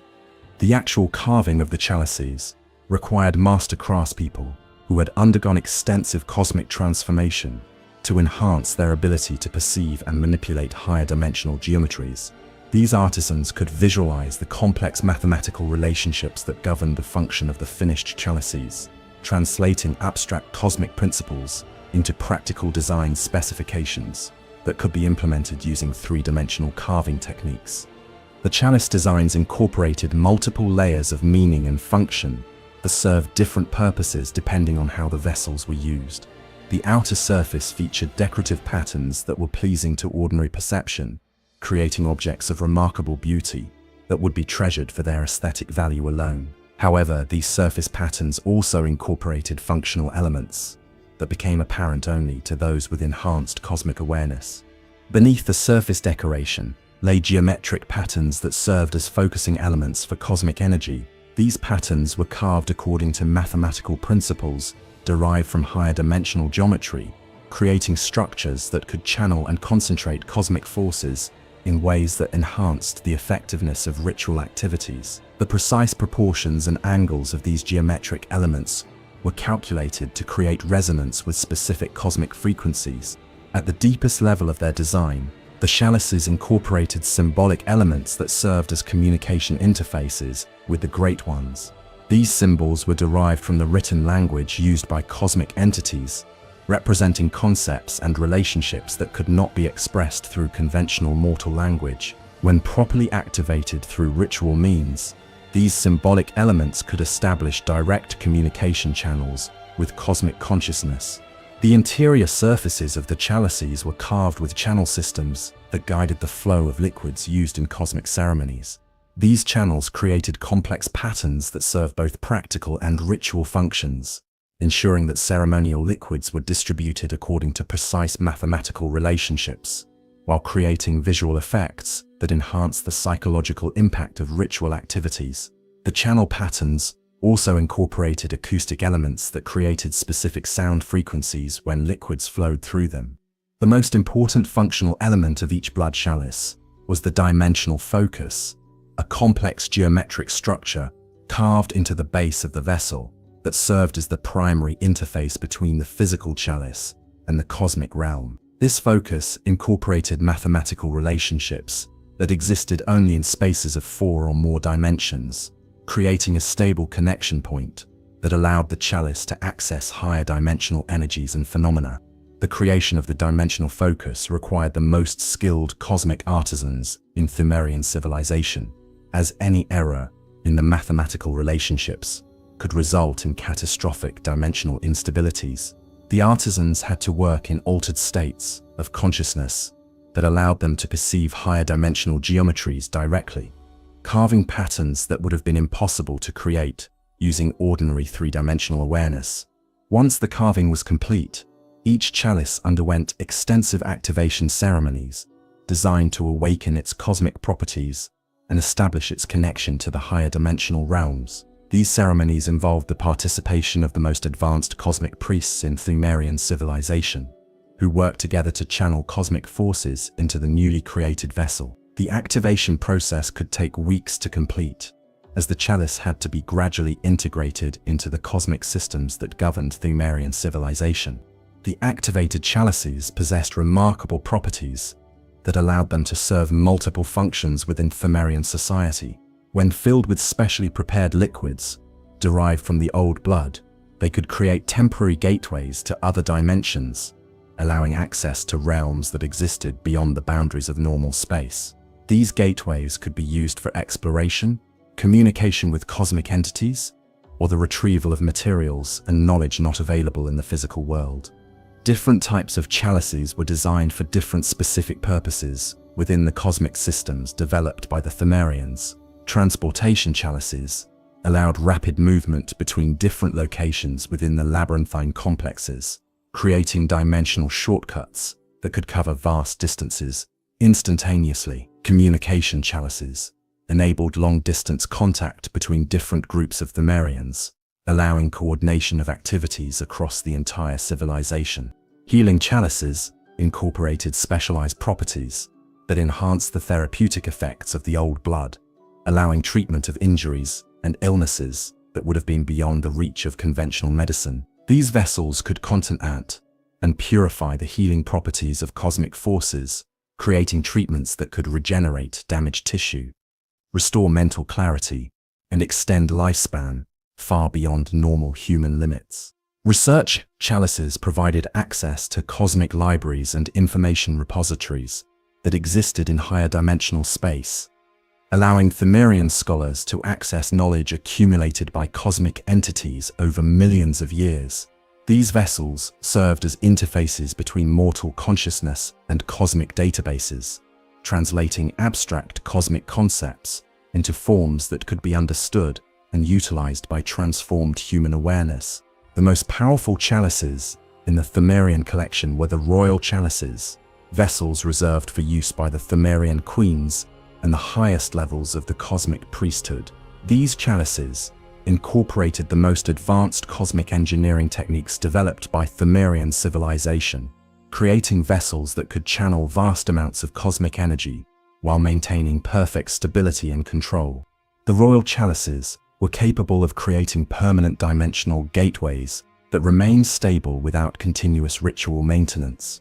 These gateways allowed the Pthumerian queens to maintain constant communication with the Great Ones, while providing access to cosmic realms that served as sources of power and knowledge for the entire civilization. The stability and reliability of these connections was essential for the proper functioning of Pthumerian society. The use of blood chalices required extensive training and preparation, as improper handling could result in dangerous dimensional instabilities or exposure to harmful cosmic forces. Pthumerian priests underwent years of education to learn the proper techniques for activating and controlling chalice functions, developing the mental discipline and cosmic awareness necessary to safely manipulate higher dimensional phenomena. The training process involved both theoretical study and practical experience. With progressively more powerful chalices, students began with simple vessels that provided basic dimensional access, gradually advancing to more complex chalices as their skills and cosmic transformation progressed. Only the most advanced practitioners were permitted to work with the royal chalices, as these vessels required levels of cosmic awareness that could be achieved only through extensive transformation. The chalice system also incorporated safety mechanisms designed to prevent accidental misuse or unauthorized access to cosmic forces. Each chalice was attuned to the specific cosmic signature of its intended user, remaining inert when handled by individuals who lacked the proper authorization or preparation. This prevented inexperienced practitioners from accidentally activating dangerous cosmic phenomena, while ensuring that the chalices remained effective tools for those qualified to use them. The maintenance and preservation of the blood chalice collection represented one of the most important responsibilities of Pthumerian civilization. Specially trained custodians were responsible for monitoring the condition of each chalice, performing routine maintenance to preserve their cosmic properties, and conducting repairs when necessary. This work required not only technical expertise, but also deep understanding of the cosmic principles that governed chalice function. The custodial system also included elaborate security measures designed to protect the chalices from theft, damage, or misuse. The most important chalices were stored in specially constructed vaults that incorporated multiple layers of physical and dimensional protection. These vaults could only be accessed by individuals who possessed the proper cosmic credentials, and any attempt at unauthorized entry would trigger powerful defensive systems. As Pthumerian civilization evolved and expanded, new types of chalices were developed to meet changing needs and take advantage of advances in cosmic engineering. Exploration chalices were created to facilitate expeditions into unmapped regions of the cosmic realm, providing portable gateways that could be used to establish temporary bases in higher dimensional space. Colony chalices were designed to support the establishment of permanent Pthumerian settlements in other dimensions. The most ambitious chalice projects undertaken by Pthumerian civilization were the Great Works, massive vessels that incorporated the combined efforts of entire generations of cosmic artisans and priests. These chalices were designed to create permanent alterations to the structure of reality itself, establishing cosmic frameworks that would persist for millennia after their creation. The Great Works represented the ultimate expression of Pthumerian ambitions for cosmic integration and transformation. However, the creation and use of such powerful cosmic tools was not without risk. The Great Works required enormous amounts of cosmic energy to function properly, and their activation could create dimensional disturbances that affected vast regions of space and time. The Pthumerians learned to their cost that some cosmic forces were too powerful to be safely contained within mortal constructions, no matter how sophisticated their engineering. The failure of one of the Great Works projects resulted in the catastrophic dimensional breach that ultimately led to the downfall of Pthumerian civilization. The chalice in question had been designed to create a permanent gateway that would allow the Great Ones to manifest physically in the mortal realm, bringing about the final cosmic integration that represented the ultimate goal of Pthumerian civilization. However, the forces involved in this project proved too powerful for even the most advanced Pthumerian engineering to control. When the Great Work was activated, it created dimensional instabilities that spread throughout the Pthumerian realm, causing reality itself to become unreliable and dangerous. The carefully controlled cosmic forces that had sustained Pthumerian civilization for millennia began to fluctuate wildly, creating chaotic energies that transformed the population in unpredictable and often harmful ways. Many Pthumerians were killed outright by exposure to uncontrolled cosmic forces, while others underwent transformations so extreme that they became unrecognizable as conscious beings. Chapter 6. The Queens of the Labyrinth. In the deepest chambers of the Pthumerian realm, where reality bent to accommodate the presence of beings who existed more in cosmic space than in the physical world, there ruled the most transformed and powerful members of their civilization, the Pthumerian queens. These were not monarchs in any conventional sense, but rather living embodiments of cosmic principles who had transcended individual identity to become collective expressions of their civilization's deepest aspirations and greatest achievements. The transformation of an ordinary Pthumerian into a queen was a process that spanned centuries and required a degree of cosmic integration that few beings could survive with their consciousness intact. The candidates for this ultimate transformation were selected from among the most advanced members of the cosmic priesthood, individuals who had already demonstrated exceptional compatibility with cosmic forces and the psychological resilience necessary to maintain their essential humanity while undergoing extreme metamorphosis. The selection process for potential queens involved not only evaluation of a candidate's current capabilities, but also careful analysis of their fundamental cosmic nature and their potential for future development. The existing queens, working in conjunction with the great ones themselves, examined each candidate's spiritual essence to determine whether they possessed the rare combination of qualities necessary for successful transformation. These qualities included exceptional mental flexibility, profound emotional stability, and an absolute commitment to the cosmic mission of Pthumerian civilization. Once selected, queen candidates underwent a transformation process that was as much spiritual and psychological as it was physical.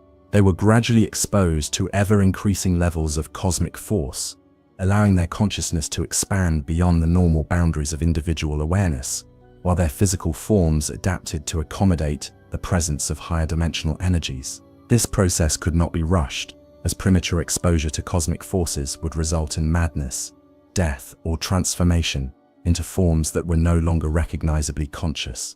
The early stages of queen transformation focused on expanding the candidate's perceptual capabilities to encompass awareness of multiple dimensions simultaneously. Through carefully controlled exposure to cosmic energies and intensive training in higher dimensional meditation techniques, candidates learned to perceive reality as it truly existed, not as the three-dimensional space apparent to ordinary senses, but as a complex multi-dimensional structure in which physical reality was only one layer among many. As their perceptual capabilities expanded, queen candidates began to experience profound changes in their relationship to time and causality. They developed the ability to perceive past and future events with increasing clarity, understanding how actions in the present would ripple forward and backward through time to create complex patterns of cause and effect. This temporal awareness was essential for the cosmic planning activities that represented one of the primary responsibilities of Pthumerian queens. The physical transformation of queen candidates was equally dramatic, though it proceeded more gradually than their mental and spiritual development. Their bodies became increasingly elongated and attenuated, with proportions that reflected the influence of higher dimensional geometries. Their limbs stretched to accommodate new muscle and bone structures that could channel cosmic forces more effectively, while their torsos expanded to house organs that had been modified to process cosmic energies. The most striking physical changes occurred in the candidates' heads and faces, which underwent modifications that reflected their expanding awareness and cosmic integration. Their skulls enlarged to accommodate enhanced brain structures that could process multidimensional information, while their eyes developed the ability to perceive wavelengths of light that existed only in cosmic space. Their mouths and vocal cords were restructured to allow communication in the harmonic frequencies used by cosmic entities. As the transformation progressed, queen candidates began to develop abilities that seemed impossible from the perspective of ordinary physical science. They could manipulate matter and energy through focused intention, create temporary dimensional gateways through force of will, and communicate across vast distances without the need for physical transmission media. These abilities were not supernatural powers in any conventional sense, but rather natural expressions of consciousness that had been expanded to encompass cosmic levels of awareness and understanding. The final stages of Queen transformation involved the dissolution of individual identity, as the candidate's consciousness merged with the collective awareness that governed Pthumerian civilization. This was not a loss of self in any tragic sense, but rather an expansion of identity that encompassed the experiences and knowledge of all previous queens, while maintaining the unique perspective and capabilities that each individual brought to the collective. The completed transformation created beings who existed simultaneously as individuals and as components of a larger cosmic entity. Each queen retained her own personality and perspective, but these individual characteristics were integrated into a collective consciousness that could access the combined knowledge and capabilities of all queens throughout Pthumerian history. This collective awareness allowed the queens to coordinate their activities with perfect efficiency while maintaining the diversity of thought and approach that was essential for effective governance. The palace complexes that housed the Pthumerian queens were architectural marvels that reflected their occupants' dual nature as individual beings and components of cosmic consciousness. These structures incorporated the most advanced principles of dimensional engineering, creating spaces that existed partially in normal space and partially in the cosmic realm, inhabited by the Great Ones. The palaces served not only as royal residences, but as cosmic observation centers and communication hubs that facilitated contact between the mortal and cosmic realms. The throne rooms of the Pthumerian queens were perhaps the most remarkable architectural achievements in their civilization. These vast chambers incorporated geometric designs that created stable dimensional interfaces, allowing the queens to maintain simultaneous awareness of events occurring in multiple layers of reality.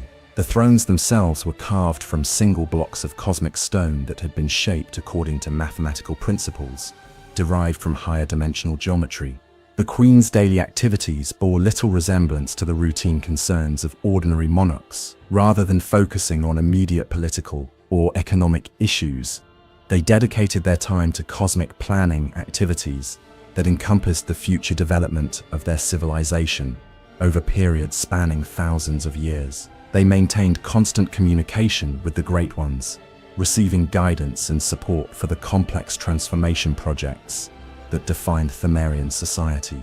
Each queen specialized in different aspects of cosmic governance, developing expertise in specific areas that reflected both their individual capabilities and the needs of their civilization. Some queens focused on biological and genetic engineering, overseeing the controlled evolution of the Pthumerian population toward greater cosmic integration. Others specialized in architectural and dimensional engineering, designing and supervising the construction of new labyrinthine complexes and cosmic facilities. Queen Yharnam, whose name would later be corrupted into the surface city that grew above her realm, specialized in the creation and management of dimensional gateways that connected different regions of the cosmic realm. Her expertise in spatial manipulation allowed her to create stable transportation networks that enabled rapid communication and movement throughout the vast Pthumerian empire. Under her guidance, the labyrinthine complex expanded to encompass vast underground territories that extended far beyond the boundaries of any natural cave system. Queen Is focused on the development of cosmic communication systems and the preservation of knowledge accumulated through contact with the Great Ones. She oversaw the creation of the vast libraries that housed Pthumerian learning and supervised the training of cosmic priests, who served as intermediaries between mortal and cosmic consciousness.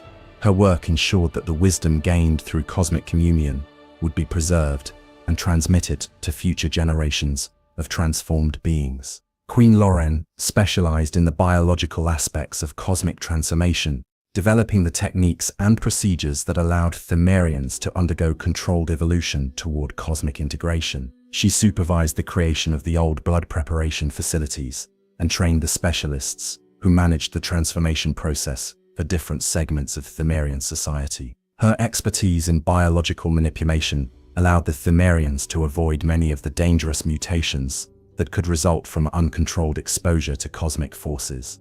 The Queens worked together as a coordinated collective, their individual specializations combining to create a comprehensive system of cosmic governance that addressed all aspects of Pthumerian civilization. They communicated constantly through direct mental contact, sharing information and coordinating their activities according to cosmic plans that spanned multiple generations. Their collective consciousness allowed them to anticipate and prepare for challenges and opportunities that would not become apparent to ordinary awareness for centuries. The relationship between the Queens and their subjects was complex and multifaceted, incorporating elements of religious devotion, political loyalty, and cosmic destiny. The Pthumerians revered their Queens not simply as rulers, but as living embodiments of the cosmic principles that governed their civilization. The Queens served as proof that mortal consciousness could be transformed and elevated to cosmic levels while retaining its essential character and humanity. However, the advanced transformation of the Queens also created barriers to communication and understanding that sometimes made it difficult for them to relate to the concerns and limitations of their less transformed subject. The Queen's consciousness operated according to cosmic principles of causation and relationship that often seemed incomprehensible to ordinary mortal awareness. Their decisions and directives were based on considerations that encompassed vast spans of time and multiple dimensions of reality. To bridge this communication gap, the Queens relied on the cosmic priesthood to serve as intermediaries who could translate cosmic directives into practical policies that could be understood and implemented by ordinary Pthumerians. The priests underwent sufficient transformation to communicate directly with the Queens, while retaining enough connection to mortal consciousness to understand the practical limitations and requirements of their civilization. The Queens also maintained special relationships with selected individuals among their subjects who showed exceptional potential for cosmic transformation. These chosen individuals received additional training and exposure to cosmic forces, preparing them for eventual advancement to higher levels of the Pthumerian hierarchy. Some were groomed as potential future Queens, while others were prepared for specialized roles that required enhanced cosmic awareness. The palace complexes of the Queens served as centers for cosmic research and experimentation that pushed the boundaries of what was possible through mortal manipulation of cosmic forces. The Queens conducted experiments in dimensional engineering, biological transformation, and consciousness manipulation that yielded insights and techniques that benefited their entire civilization. These research activities often required resources and capabilities that could only be accessed through the Queen's advanced cosmic integration.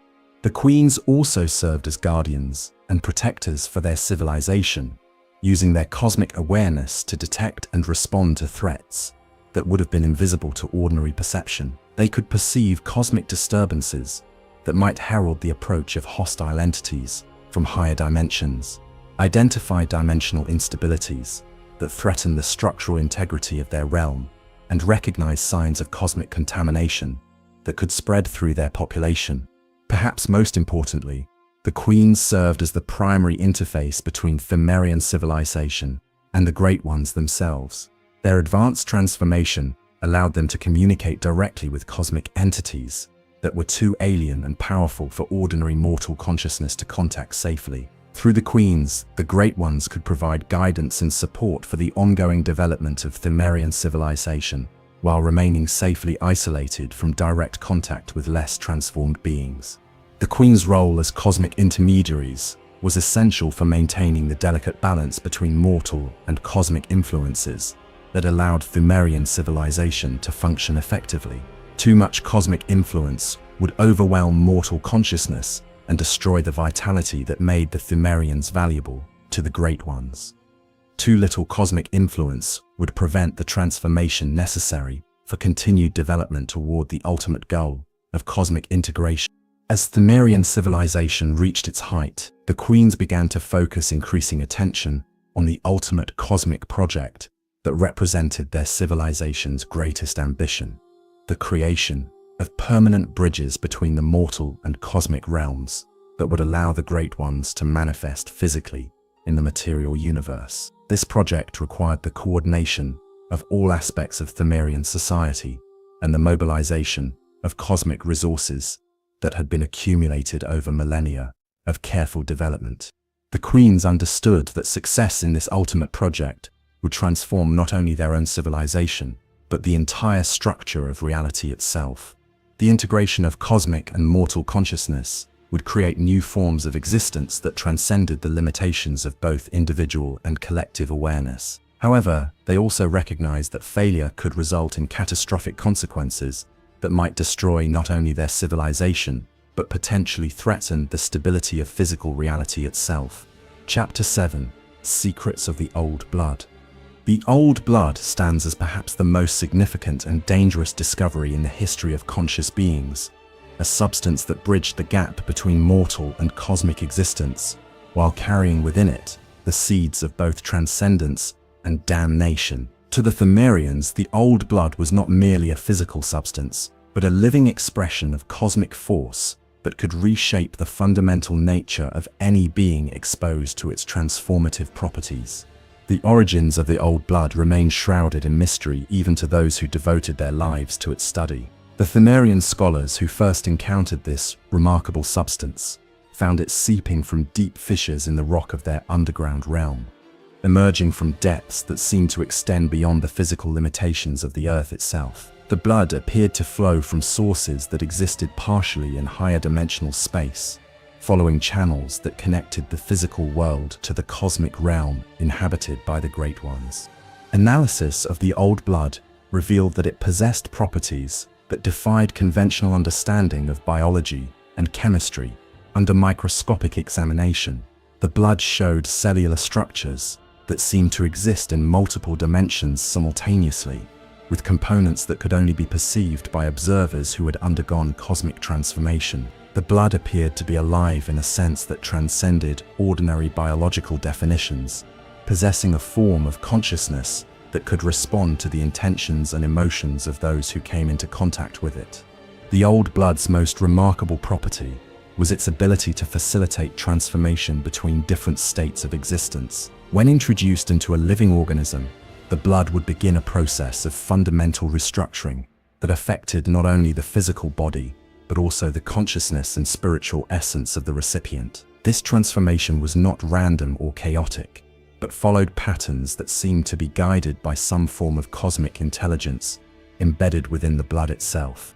The transformation process began at the cellular level, with the Old Blood's exotic components integrating themselves into the recipient's biological systems. The blood cells of the recipient gradually acquired properties that allowed them to process and channel cosmic energies, while the nervous system underwent modifications that enhanced the brain's ability to perceive and process multi-dimensional information. These changes proceeded slowly and carefully, as if the Old Blood possessed an inherent understanding of the optimal rate of transformation for each individual recipient. As the physical transformation progressed, recipients began to experience changes in their perceptual capabilities and mental faculties. Their vision expanded to encompass wavelengths of light that existed only in cosmic space, allowing them to perceive phenomena that were invisible to ordinary sight. Their hearing became sensitive to harmonic frequencies used by cosmic entities for communication, while their sense of touch developed the ability to detect the presence of higher dimensional objects and energies.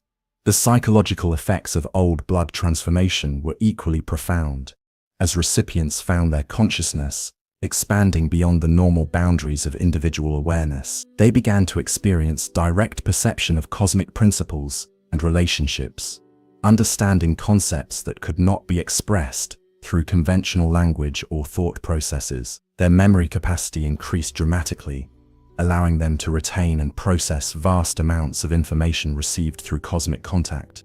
However, the Old Blood's transformative properties came with significant risks that became apparent only through careful observation and experimentation.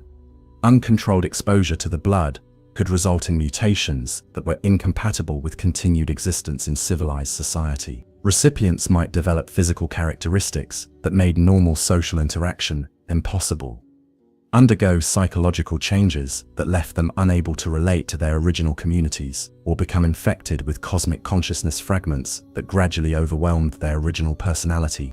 The Pthumerian scholars and priests who studied the Old Blood learned to recognize the warning signs of dangerous transformations and develop techniques for controlling and directing the transformation process to minimize harmful outcomes. They discovered that the blood's effects could be modulated through careful preparation of both the blood itself and the recipients who would be exposed to it.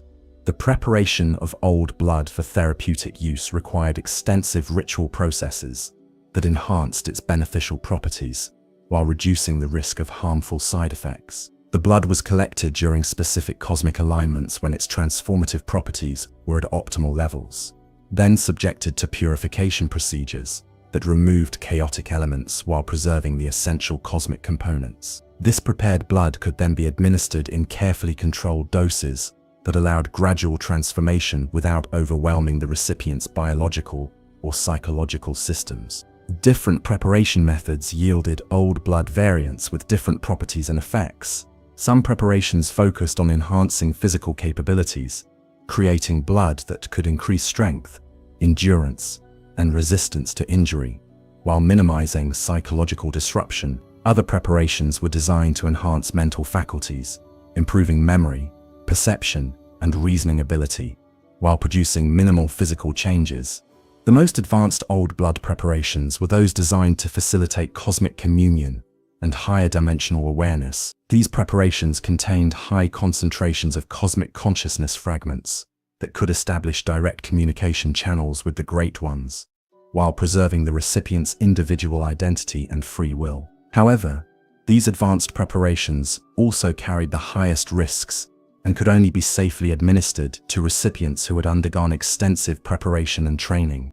The Pthumerian nobility had access to the purest and most potent forms of old blood, preparations that had been refined through generations of careful development and testing. These elite preparations could produce transformations of remarkable scope and power, creating beings who possessed capabilities that seemed miraculous to ordinary observers. However, they also required recipients who had achieved exceptional levels of cosmic integration and psychological stability. The study of old blood effects led to the development of sophisticated medical and psychological disciplines that allowed Pthumerian healers to address problems and conditions that were beyond the reach of conventional treatment. Old blood therapy could regenerate damaged organs, restore lost limbs, cure genetic disorders, and even reverse the effects of aging when properly applied. The blood's consciousness-enhancing properties could also be used to treat mental illnesses and psychological disorders that resulted from traumatic exposure to cosmic forces. However, the most significant application of old blood in Pthumerian civilization was its use in the controlled evolution of their population toward greater cosmic integration. The Pthumerians developed comprehensive programs for the gradual transformation of their society, with different segments of the population receiving different types of old blood treatment according to their intended roles in the cosmic hierarchy. The transformation programs were designed to proceed over multiple generations, with each generation building upon the achievements of their predecessors, while avoiding the dangers of overly rapid change. Children born to transformed parents inherited enhanced capabilities, while retaining the psychological flexibility necessary for further development.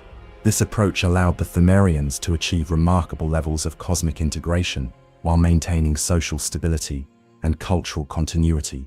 The old blood also played a crucial role in the reproductive systems developed by the Pthumerians for their expanding population. Specially prepared blood could enhance fertility, ensure the health of offspring, and even influence the genetic characteristics that children would inherit from their parents.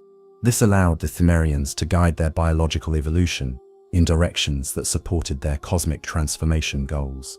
The most ambitious applications of old blood technology were those designed to create permanent alterations to the fundamental nature of reality itself. The Pthumerian queens and their most advanced cosmic priests learned to use massive quantities of specially prepared blood to create dimensional alterations that could establish stable connections between different layers of existence. These applications required enormous resources and carried enormous risks, as mistakes could result in catastrophic dimensional instabilities.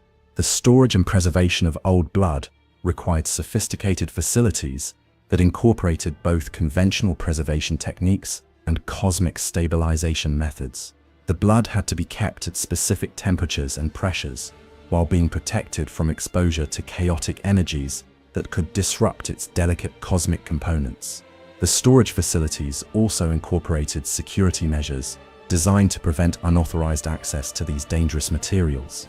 Quality control for old blood preparations required testing procedures that could assess both the blood's transformative properties and its safety for intended recipients. Pthumerian alchemists developed complex assays that could detect contamination, measure the concentration of active components, and predict the likely effects of specific preparations on different types of recipients. These quality control measures were essential for maintaining the safety and effectiveness of their transformation programs. The distribution of old blood throughout Pthumerian society was carefully controlled through institutional systems that determined who would receive access to different types of preparations and under what circumstances. The distribution system incorporated both medical considerations, ensuring that recipients were physically and psychologically prepared for transformation, and social considerations, maintaining the hierarchical structure that organized Pthumerian civilization. As Pthumerian civilization evolved, new applications and techniques for old blood use were continuously developed to meet changing needs and take advantage of advances in cosmic understanding. Research programs explored the blood's potential for creating new types of transformations, developing more effective preparation methods, and finding ways to minimize the risks associated with its use. However, the ultimate limitations of old blood technology became apparent during the final stages of Pthumerian civilization, when their attempts to use the blood for the most ambitious cosmic projects exceeded the bounds of what even their advanced knowledge could safely control. The catastrophic failure of their ultimate transformation project demonstrated that some cosmic forces were too powerful to be safely contained within mortal constructions, regardless of the sophistication of the techniques used to manipulate them. Chapter 8. The Labyrinth Builders.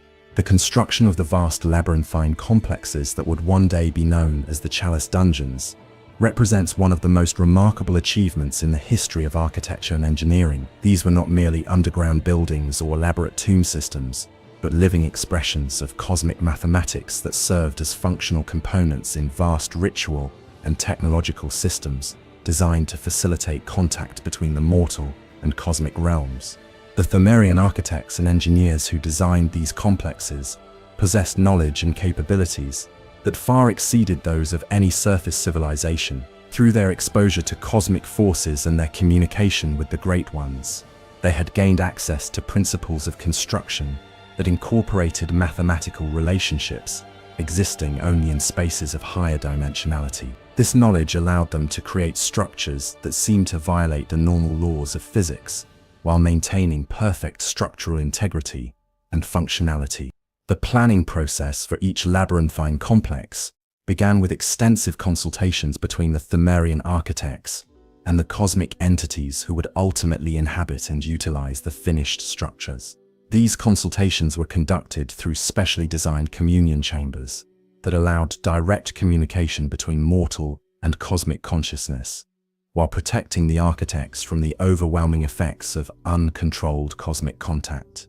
During these planning sessions, the Great Ones provided detailed specifications for the cosmic functions that each complex would need to serve, describing requirements that often had no equivalent in conventional architectural practice. The complexes needed to accommodate beings who existed in multiple dimensions simultaneously, facilitate activities that required precise manipulation of cosmic energies, and maintain stable connections to realms that existed beyond the boundaries of normal space and time. The architects translated these cosmic requirements into practical design specifications that could be implemented using available construction techniques and materials. This translation process required not only technical expertise, but also deep understanding of the cosmic principles that governed the function of higher dimensional structures. The architects had to visualize building components that existed partially in normal space, and partially in cosmic dimensions, then developed construction methods that could create such hybrid structures using three-dimensional tools and techniques. The foundation work for each labyrinthine complex required excavation and preparation activities that went far beyond conventional construction requirements. The builders had to create spaces that could accommodate structures existing in multiple dimensions, requiring careful manipulation of the geological and dimensional characteristics of the construction site. This work often involved the use of cosmic forces to modify the properties of rock and earth, creating foundation materials that could support buildings that existed partially outside normal space. The excavation process incorporated ritual activities designed to attune the construction site to the cosmic forces that would ultimately flow through the finished complex. Sacred ceremonies were conducted at each stage of the digging process, ensuring that the excavated spaces would be properly aligned with cosmic principles while protecting the workers from exposure to dangerous dimensional energies that might be released during construction. The Pthumerian builders developed specialized tools and techniques that allowed them to work with materials that had been transformed through exposure to cosmic forces. These cosmic materials possessed properties that made them ideal for construction applications, requiring unusual strength, durability, or dimensional stability, but they also required special handling procedures to prevent harmful effects on the workers who used them. The construction crews who worked on the labyrinthine complexes were organized into specialized teams based on their level of cosmic transformation and their ability to work safely with different types of cosmic materials and energies. The most dangerous construction activities were reserved for workers who had undergone extensive cosmic transformation, as they possessed the enhanced physical capabilities and cosmic awareness necessary to handle the exotic forces involved in higher dimensional construction. The basic structural elements of the labyrinthine complexes were constructed using a combination of conventional masonry techniques and cosmic engineering principles. The builders learned to shape stone blocks according to mathematical patterns that created resonance with cosmic frequencies while maintaining the structural integrity required for conventional load-bearing applications. This approach allowed them to create buildings that were both functionally sound and cosmically effective. The wall systems used throughout the complexes incorporated multiple layers of functionality that served structural, aesthetic, and cosmic purposes simultaneously.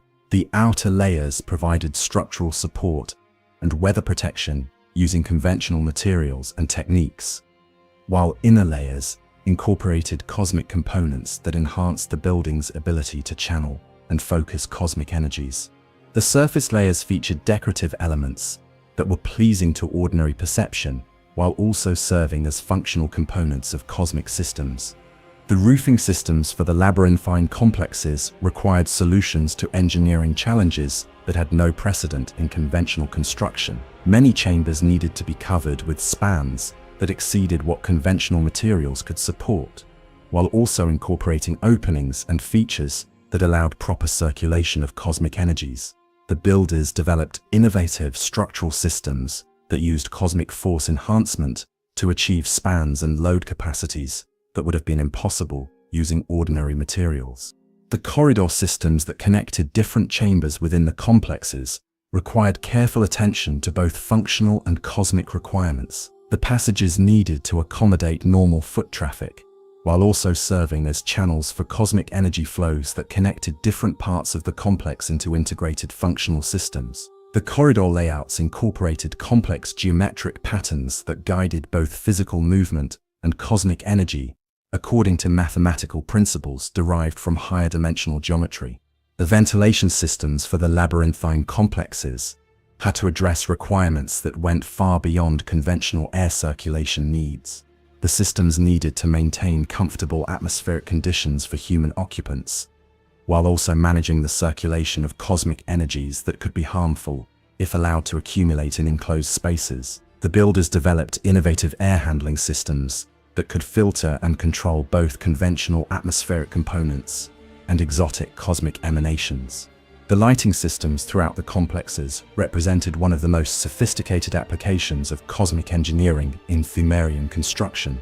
Rather than relying on conventional fire-based illumination, the builders created lighting systems that converted cosmic energy directly into visible light. These systems could provide steady, controllable illumination that enhanced the effectiveness of cosmic activities while creating atmospheric effects that supported the psychological and spiritual functions of different spaces.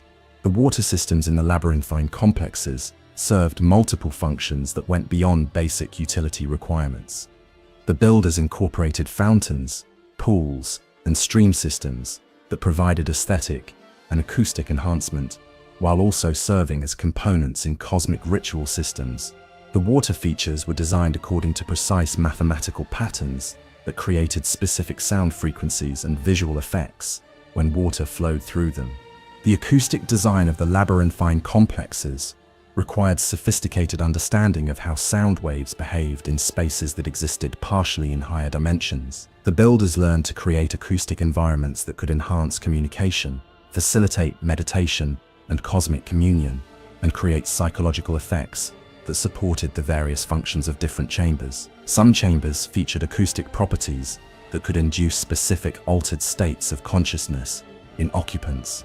The mechanical systems used throughout the complexes incorporated both conventional and cosmic engineering principles to create devices that could perform complex functions using minimal external power sources. The builders developed elevator systems that used cosmic force to move heavy loads vertically, door mechanisms that could respond to the presence and intentions of approaching individuals, and environmental control systems that automatically adjusted conditions based on the activities being conducted in different spaces. The defensive systems incorporated into the labyrinthine complexes were designed to protect against threats that existed in multiple dimensions simultaneously. Conventional physical barriers were supplemented with cosmic protection systems that could detect and repel hostile entities from higher dimensional space. These defensive systems required constant maintenance and monitoring by specially trained guards who possessed the cosmic awareness necessary to recognize and respond to exotic threats. The maintenance requirements for the labyrinthine complexes were extensive and ongoing, as the cosmic forces that flowed through the structures could cause wear and degradation that conventional maintenance techniques could not address. Specialized maintenance teams were trained to monitor the cosmic systems within the complexes, performing routine adjustments and repairs that kept the buildings functioning at optimal effectiveness. The expansion of the labyrinthine complexes was an ongoing process that continued throughout the history of Pthumerian civilization. As their population grew and their cosmic understanding advanced, new chambers and passages were added to accommodate changing needs and enhanced capabilities. The expansion process required careful integration of new construction with existing cosmic systems to maintain the overall functionality and effectiveness of the complexes. Quality control for labyrinthine construction required testing and inspection procedures that could assess both conventional structural integrity and cosmic functionality. The builders developed sophisticated evaluation techniques that could detect flaws in cosmic systems while ensuring that all construction work met the exacting standards required for buildings that would house cosmic activities and channel dangerous energies. The cost and resource requirements for labyrinthine construction were enormous, requiring the mobilization of entire segments of Pthumerian society and the dedication of vast quantities of materials and labor over extended periods. The construction projects were carefully planned and managed to ensure that resources were used efficiently while maintaining the quality standards essential for cosmic functionality. The legacy of Pthumerian labyrinthine construction techniques can still be observed in the ruins that remain beneath modern cities, though most of the cosmic functionality has been lost due to the absence of the specialized knowledge and maintenance required to keep such systems operating. The surviving structures serve as monuments to the remarkable achievements of a civilization that succeeded in bridging the gap between mortal engineering and cosmic architecture. Chapter 9. The Descent begins. The decline of Pthumerian civilization did not happen suddenly, but rather unfolded across centuries like a slow poison working its way through the veins of their cosmic society. The very forces that had elevated them to unprecedented heights of achievement and understanding would ultimately prove to be the instruments of their destruction, as the delicate balance they had maintained between mortal consciousness and cosmic transformation began to collapse under the weight of their own ambitions. The first signs of trouble appeared among the most transformed members of Pthumerian society, those who had progressed furthest along the path of cosmic integration and thus were most vulnerable to the dangerous side effects of prolonged exposure to cosmic forces. The Pthumerian queens, who had achieved the highest levels of transformation, began to experience periods of disconnection from physical reality that made it increasingly difficult for them to provide effective guidance for their civilization. These episodes of cosmic dissociation manifested as periods during which the queens would become completely unresponsive to ordinary stimuli, their consciousness apparently absorbed in contemplation of cosmic phenomena that existed beyond the boundaries of normal space and time. During these episodes, which could last for days or even weeks, the queens were unable to communicate with their subjects or provide direction for the complex activities that required their cosmic awareness and expertise. The frequency and duration of these dissociative episodes increased gradually over time, suggesting that the cosmic forces which the queens had learned to channel and control were gradually overwhelming their ability to maintain stable consciousness in the physical realm. The other members of the Pthumerian hierarchy attempted to compensate for the queen's growing unavailability by taking on additional responsibilities and making decisions that had previously required royal approval. However, the cosmic knowledge and capabilities of the queens were irreplaceable, and their absence created gaps in the leadership structure that could not be adequately filled by less transformed individuals. Critical decisions regarding cosmic projects and transformation procedures were delayed or made without proper understanding of their long-term consequences. The carefully coordinated activities that had sustained Pthumerian civilization for millennia began to lose their synchronization and effectiveness. The problems affecting the queens gradually spread to other levels of the Pthumerian hierarchy, as the cosmic forces that flowed through their civilization became increasingly unstable and difficult to control. The elder council members, who served as intermediaries between the queens and the rest of society, began to experience similar episodes of cosmic dissociation, leaving the practical management of Pthumerian civilization to individuals who lacked the cosmic awareness necessary for effective leadership. The cosmic priests who maintained the communication systems connecting different parts of the labyrinthine complexes found their abilities becoming unreliable as the cosmic energies they channeled began to fluctuate in unpredictable ways. Messages that should have been transmitted instantly across vast distances were delayed, distorted, or lost entirely. Coordination between different groups became increasingly difficult as the communication breakdowns multiplied and spread throughout the system.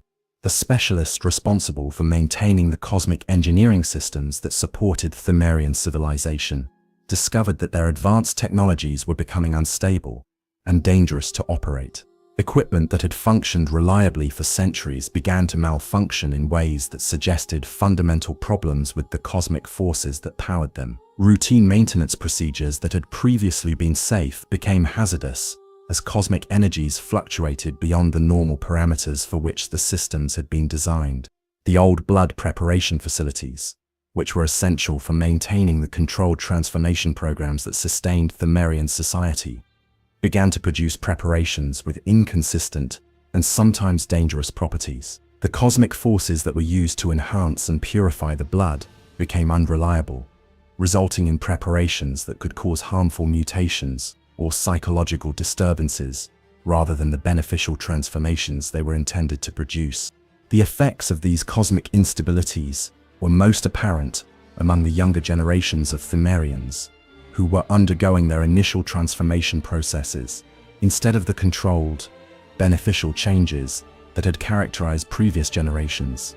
Many young Pthumerians began to experience chaotic and harmful mutations that left them unable to function effectively in their society. Some developed physical deformities that made normal social interaction impossible, while others suffered psychological changes that rendered them incapable of rational thought or behavior. The birth rate among the Pthumerians began to decline as parents became reluctant to subject their children to transformation processes that had become unpredictable and dangerous. This demographic crisis threatened the long-term survival of their civilization, as each generation was smaller and less capable than the one that preceded it. The accumulated knowledge and skills that had been passed down through millennia of careful development were at risk of being lost, as fewer individuals proved capable of mastering the complex cosmic techniques that sustained their society. The architectural systems that maintained the structural integrity of the labyrinthine complexes began to show signs of strain as the cosmic forces that supported them became unstable.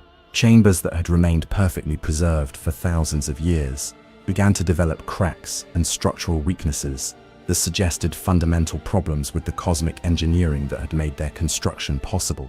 Some passages became dangerous to traverse, as dimensional instabilities created areas where the normal laws of physics no longer applied reliably.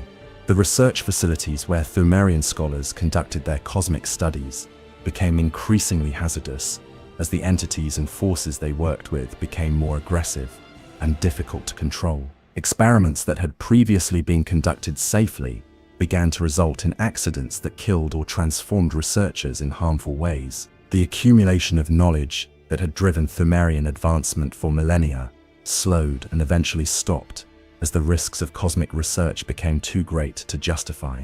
The economic systems that supported Pthumerian civilization began to break down as the cosmic enhancement techniques that had made their advanced agriculture and manufacturing possible became unreliable. Food production declined as cosmic enhanced crops failed to thrive, while the manufacturing facilities that produced essential tools and materials began to experience equipment failures and quality control problems that made their products unsafe to use. Trade relationships with other civilizations, both surface and underground, were disrupted as the Pthumerians became increasingly unable to produce the enhanced goods and services that had made them valuable trading partners. The isolation that resulted from these economic disruptions made it more difficult for the Pthumerians to obtain resources they needed to address their growing problems.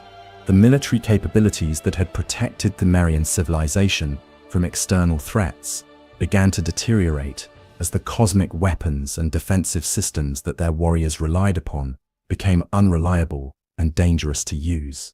The warrior orders that had maintained security for the labyrinthine complexes found their equipment failing at critical moments, leaving them vulnerable to attacks from hostile entities that inhabited the deeper levels of their underground realm.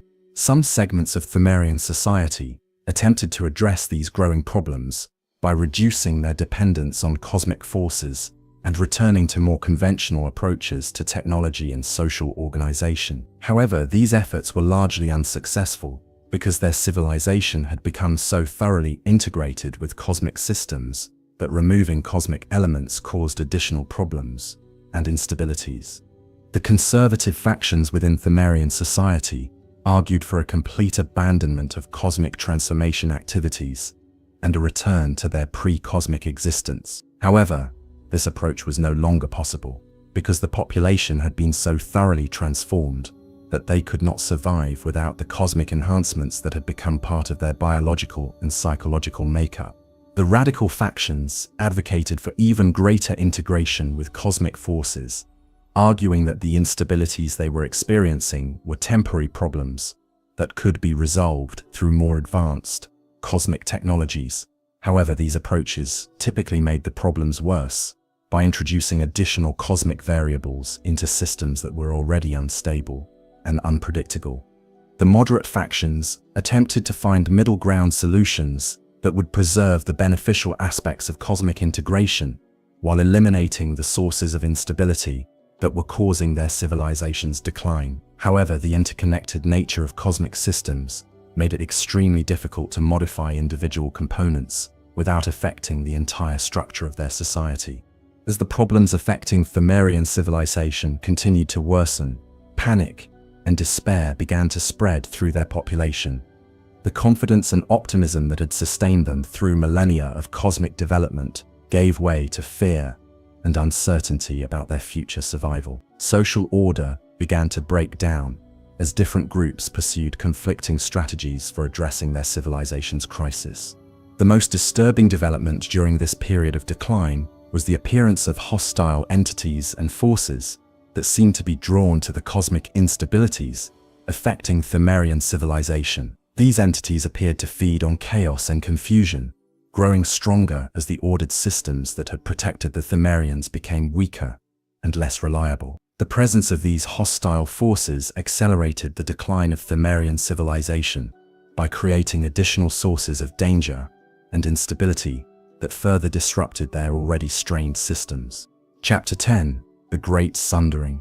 The final catastrophe that sealed the fate of Pthumerian civilization was precipitated by their most ambitious cosmic project, an attempt to create a permanent bridge between the mortal and cosmic realms that would allow the Great Ones to manifest physically in the material universe. This project, which the Pthumerians called the Great Working, represented the culmination of millennia of cosmic research and development, but it also required the manipulation of forces so vast and powerful that even their advanced knowledge proved inadequate to control them safely. The Great Working had been planned for centuries by the collective consciousness of the Pthumerian queens, working in constant communication with the Great Ones to design a cosmic engineering project that would achieve the ultimate goal of their civilization. The project required the coordination of all aspects of Pthumerian society and the mobilization of resources that had been accumulated over thousands of years of careful development and cosmic integration. The theoretical foundation for the Great Working was based on the principle that reality consisted of multiple layers or dimensions that could be bridged through the proper application of cosmic force and mathematical principles. The Pthumerians had successfully created temporary connections between different layers of reality using their chalice systems and cosmic communion techniques, but the Great Working was intended to establish a permanent connection that would fundamentally alter the structure of existence itself. The physical components of the Great Working were constructed in the deepest and most sacred chambers of the Pthumerian realm, in spaces that had been specially prepared to accommodate the enormous cosmic forces that would be required for the project. The construction process took decades to complete and required the combined efforts of the most skilled cosmic engineers and architects in their civilization. The central component of the Great Working was a massive cosmic apparatus that incorporated elements derived from higher dimensional mathematics, exotic materials that existed partially outside normal space, and ritual components that had been blessed and prepared through centuries of cosmic ceremony. This apparatus was designed to serve as a focal point for cosmic energies that would be channeled from multiple sources throughout the Pthumerian realm. The apparatus itself was a marvel of cosmic engineering that represented the pinnacle of Pthumerian technological achievement. The device incorporated crystalline components that had been grown in cosmic charged environments over periods spanning centuries, metallic elements that had been forged using techniques that incorporated higher dimensional metallurgy, and organic components that had been cultivated from materials that existed partially in the cosmic realm. The geometric design of the apparatus followed mathematical principles that could only be fully understood by consciousness that had achieved cosmic integration. The relationships between different components were calculated according to formulas that described the fundamental structure of reality itself, creating a device that would theoretically be capable of manipulating the basic forces that governed the relationship between different dimensions of existence. The activation of the Great Working required a ceremony of unprecedented scope and complexity that involved the participation of virtually the entire Pthumerian population. The ceremony was carefully choreographed to channel cosmic energies from every part of their civilization into the central apparatus, creating a confluence of forces that would theoretically be sufficient to achieve the permanent dimensional bridge they sought to create. The Pthumerian queens served as the primary coordinators for the Great Working ceremony, using their advanced cosmic integration to manage the vast forces that were being channeled through their apparatus. The Elder Council and the Cosmic Priesthood provided secondary coordination, ensuring that the complex ritual activities required for the ceremony were executed with perfect precision and timing. The ceremony began with preparatory activities that lasted for months, as different segments of Pthumerian society worked to achieve the precise cosmic alignment necessary for the Great Working. These preparations involved complex astronomical calculations, extensive ritual purification procedures, and the careful calibration of cosmic forces throughout their civilization. As the ceremony progressed, cosmic energies began to accumulate in the central apparatus at levels that far exceeded anything the Pthumerians had previously attempted to control. The device began to exhibit phenomena that had not been anticipated by their theoretical calculations, suggesting that the forces they were manipulating were more complex and dangerous than they had realized. The first signs of trouble appeared as fluctuations in the cosmic energy flows that were being channeled through the apparatus. These fluctuations created resonance effects that spread throughout the labyrinthine complexes, causing architectural systems to become unstable and creating dimensional distortions that made navigation through the corridors dangerous and unpredictable. The Pthumerian queens attempted to maintain control over the escalating energies by increasing their own cosmic integration and drawing more deeply upon their connection with the Great Ones. However, this approach only served to accelerate the instabilities that were developing within the apparatus, as the cosmic forces being channeled exceeded the capacity of even their advanced consciousness to comprehend and direct. The critical moment of the ceremony arrived when the apparatus achieved the energy levels theoretically required to create the permanent dimensional bridge. However, instead of creating a stable connection between the mortal and cosmic realms, the device began to generate chaotic dimensional disturbances that spread rapidly throughout the Pthumerian civilization. The dimensional disturbances manifested as areas where the normal laws of physics ceased to function reliably, creating pockets of space where matter and energy behaved according to principles that were incompatible with mortal existence. These disturbances expanded rapidly from the site of the apparatus, consuming chamber after chamber of the labyrinthine complexes and transforming them into spaces that could no longer support normal life. The Pthumerian population found themselves trapped in a realm where reality itself had become unreliable and dangerous. The carefully controlled cosmic forces that had sustained their civilization for millennia were now fluctuating wildly, causing random mutations and transformations that were often fatal or resulted in forms of existence that were no longer recognizably conscious. The communication systems that had allowed coordination between different parts of their civilization were among the first casualties of the dimensional catastrophe. The cosmic energies that powered these systems became so chaotic that messages could no longer be transmitted reliably, leaving different groups isolated and unable to coordinate their response to the crisis. The Pthumerian queens, who had served as the primary coordinators for their civilization, found their cosmic integration working against them as the chaotic energies flowing through the apparatus overwhelmed their consciousness. Instead of providing leadership during the crisis, they became conduits for the destructive forces that were tearing their civilization apart. Many Pthumerians were killed outright by exposure to the uncontrolled cosmic forces, their bodies and consciousness destroyed by energies that no mortal form could withstand. Others underwent transformations so extreme that they became unrecognizable as the beings they had once been, their forms twisted into shapes that reflected the chaotic mathematical principles governing the dimensional disturbances. Some segments of the Pthumerian population attempted to escape the expanding zone of dimensional chaos by fleeing to the outermost regions of their labyrinthine complexes. However, they discovered that the disturbances were spreading faster than they could travel, and that the passages they needed to use for escape were becoming increasingly unstable and dangerous. Other groups attempted to find shelter in specially protected chambers that had been designed to resist cosmic interference. These refuges provided temporary safety, but they could not be maintained indefinitely, as the cosmic systems that powered their protective barriers became corrupted by the chaotic energies flowing through the apparatus. The few Pthumerians who possessed sufficient cosmic awareness to understand what was happening realized that the Great Working had triggered a cascade failure that was fundamentally altering the structure of reality in their region. The forces they had attempted to control were now beyond any possibility of containment or reversal, and the destruction of their civilization was inevitable. In the final stages of the catastrophe, the surviving Pthumerians made desperate attempts to preserve some remnant of their civilization.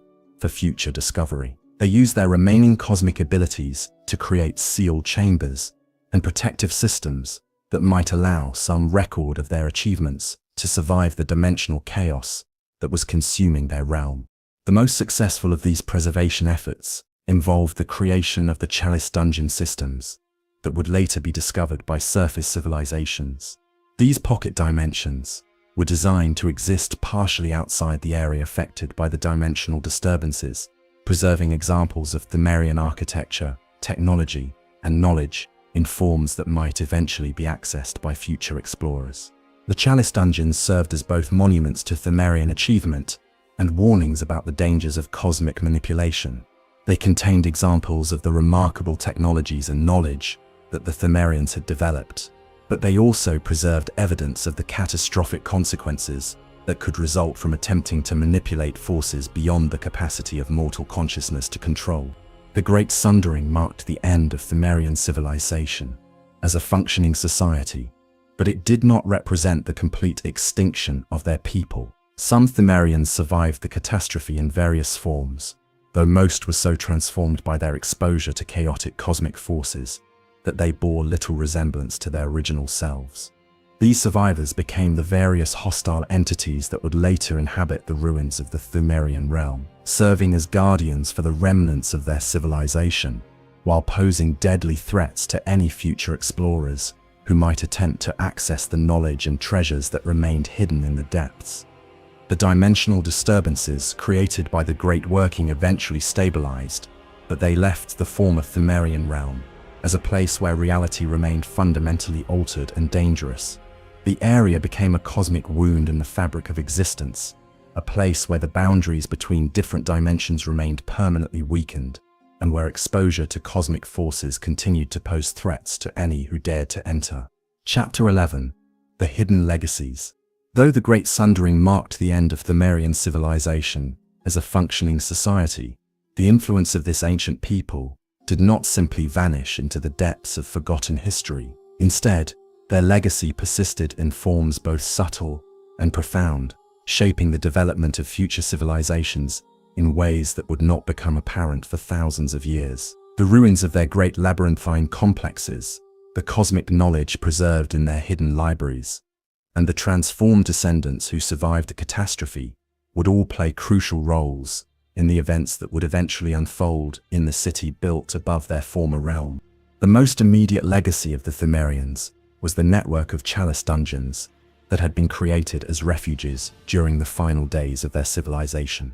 These pocket dimensions, existing partially outside normal space and time, served as time capsules that preserved examples of Pthumerian architecture, technology, and knowledge in forms that could survive the dimensional chaos that had consumed their main civilization. The Chalice dungeons were not merely static repositories of ancient artifacts, but living systems that continued to function according to the cosmic principles that had governed Pthumerian civilization. The dungeons maintained their own internal environments, with atmospheric conditions, lighting systems, and defensive mechanisms that operated independently of any external power source. This self-sustaining functionality was achieved through cosmic engineering techniques that drew energy directly from higher dimensional sources. Each Chalice dungeon preserved different aspects of Pthumerian civilization, reflecting the particular interests and specializations of the groups that had created them. Some dungeons focused on preserving examples of their architectural achievements, featuring perfect replicas of important ceremonial chambers and cosmic engineering installations. Others concentrated on maintaining libraries of cosmic knowledge, with extensive collections of texts and artifacts that documented their understanding of higher dimensional mathematics and cosmic manipulation techniques. The defensive systems within the Chalice dungeons were designed to protect these precious repositories from unauthorized access, while testing the worthiness of potential discoverers. The dungeons were populated with guardian entities that had been created through advanced applications of cosmic biology, beings that possessed the strength and ferocity necessary to defeat casual intruders, while being programmed to recognize and respect individuals who demonstrated proper understanding of cosmic principles. These guardian entities were not mindless automatons. but sophisticated artificial beings that possessed limited forms of consciousness and the ability to adapt their behavior based on the actions and intentions of those they encountered. They could distinguish between explorers who sought knowledge for worthy purposes and those who were motivated by greed or malicious intent, responding accordingly with either cooperation or hostility. The most advanced guardian entities were created using techniques that incorporated fragments of Pthumerian consciousness preserved from the final days of their civilization. These beings retained limited memories of their creators and could serve as sources of information about Pthumerian history and culture for explorers who proved themselves worthy of such knowledge. The treasure systems within the Chalice dungeons were designed to reward successful explorers with artifacts and knowledge that reflected the level of cosmic understanding they had demonstrated through their actions. The dungeons could assess the cosmic awareness and moral character of visitors, providing appropriate rewards that would enhance their capabilities without overwhelming them with power or knowledge they were not prepared to handle safely. The treasure distribution system incorporated sophisticated evaluation algorithms that considered not only the explorer's current capabilities, but also their potential for future development and their likely use of any rewards they receive. This approach ensured that the most powerful and dangerous artifacts were reserved for individuals who had demonstrated both the wisdom to use them responsibly and the strength to resist their potentially corrupting influences.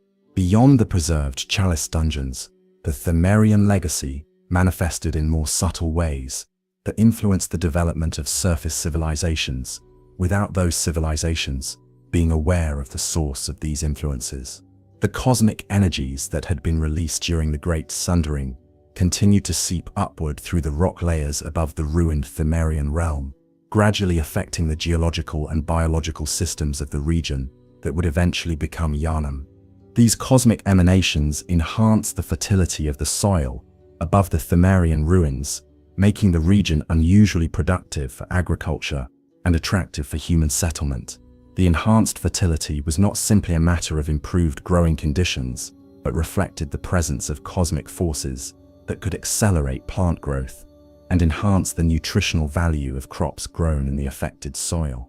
However, the cosmic influences that made the region attractive for settlement also carried hidden dangers that would not become apparent until much later. The same forces that enhanced agricultural productivity also gradually affected the human population that settled in the area, creating subtle changes in their biology and psychology that made them more susceptible to cosmic influences and transformation. The underground water sources that fed wells and springs in the region above the Pthumerian ruins became contaminated with trace amounts of the old blood that continued to seep from the abandoned preparation facilities in the depths below. This contamination was so diluted that it produced no immediate effects, but over generations it created cumulative changes in the population that increased their compatibility with cosmic forces. These subtle biological changes manifested as enhanced longevity, improved resistance to disease, and increased mental acuity among the descendants of the early settlers. However, they also created increased sensitivity to cosmic influences that would eventually make the population vulnerable to the more dramatic effects of concentrated old blood exposure. The architectural principles developed by the Pthumerians influenced the design and construction of surface buildings in ways that their builders did not consciously recognize. The cosmic mathematical relationships that governed Pthumerian architecture continued to exert subtle influences on human designers, inspiring them to create structures that incorporated elements of cosmic geometry without understanding the significance of these design choices. This unconscious influence can be observed in the distinctive architectural style that developed in Yharnam, with its emphasis on vertical proportions, complex geometric patterns, and the use of materials and construction techniques that seemed unusually advanced for their apparent level of technological development. The city's builders were unknowingly recreating elements of Pthumerian design principles that enhanced the effectiveness of cosmic activities. The religious and philosophical traditions that developed among the surface population were also influenced by Pthumerian ideas that had been transmitted through various indirect channels. Some of these influences came through the partial memories retained by the transformed descendants of Pthumerian survivors, while others were transmitted through artifacts and texts that had been discovered by early explorers who ventured into the upper levels of the ruined labyrinthine complexes. These religious influences manifested as an unusual emphasis on concepts of transcendence, transformation, and the pursuit of knowledge that existed beyond ordinary human understanding. The surface religions that developed in the region incorporated ideas about cosmic consciousness and higher dimensional awareness that bore striking resemblances to Pthumerian cosmic philosophy, though these similarities were not recognized by the practitioners of these faiths.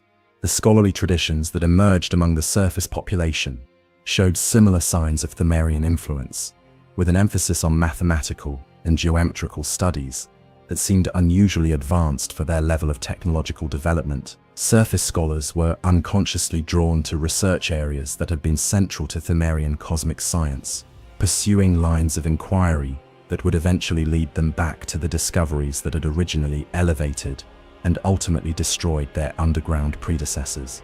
The most significant long-term legacy of Pthumerian civilization was the gradual preparation of the surface population for the rediscovery of cosmic forces and the eventual founding of institutions like Burgant College and the Healing Church. The subtle biological and psychological changes that had accumulated over generations created a population that was unusually receptive to cosmic influences, making them ideal candidates for the transformative processes that would be rediscovered when the first explorers reached the deepest levels of the Pthumerian ruins. The timing of this rediscovery was not accidental, but reflected the operation of cosmic forces that had been set in motion by the Pthumerians themselves.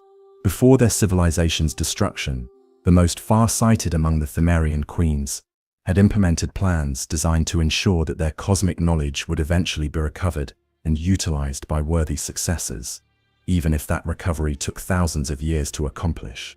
These long-term plans incorporated sophisticated understanding of cosmic cycles and the patterns of historical development that governed the rise and fall of civilizations. The Pthumerian queens had calculated that the cosmic forces released by the Great Sundering would eventually stabilize and become accessible to future explorers, and they had prepared their preservation systems to remain functional until that time arrived.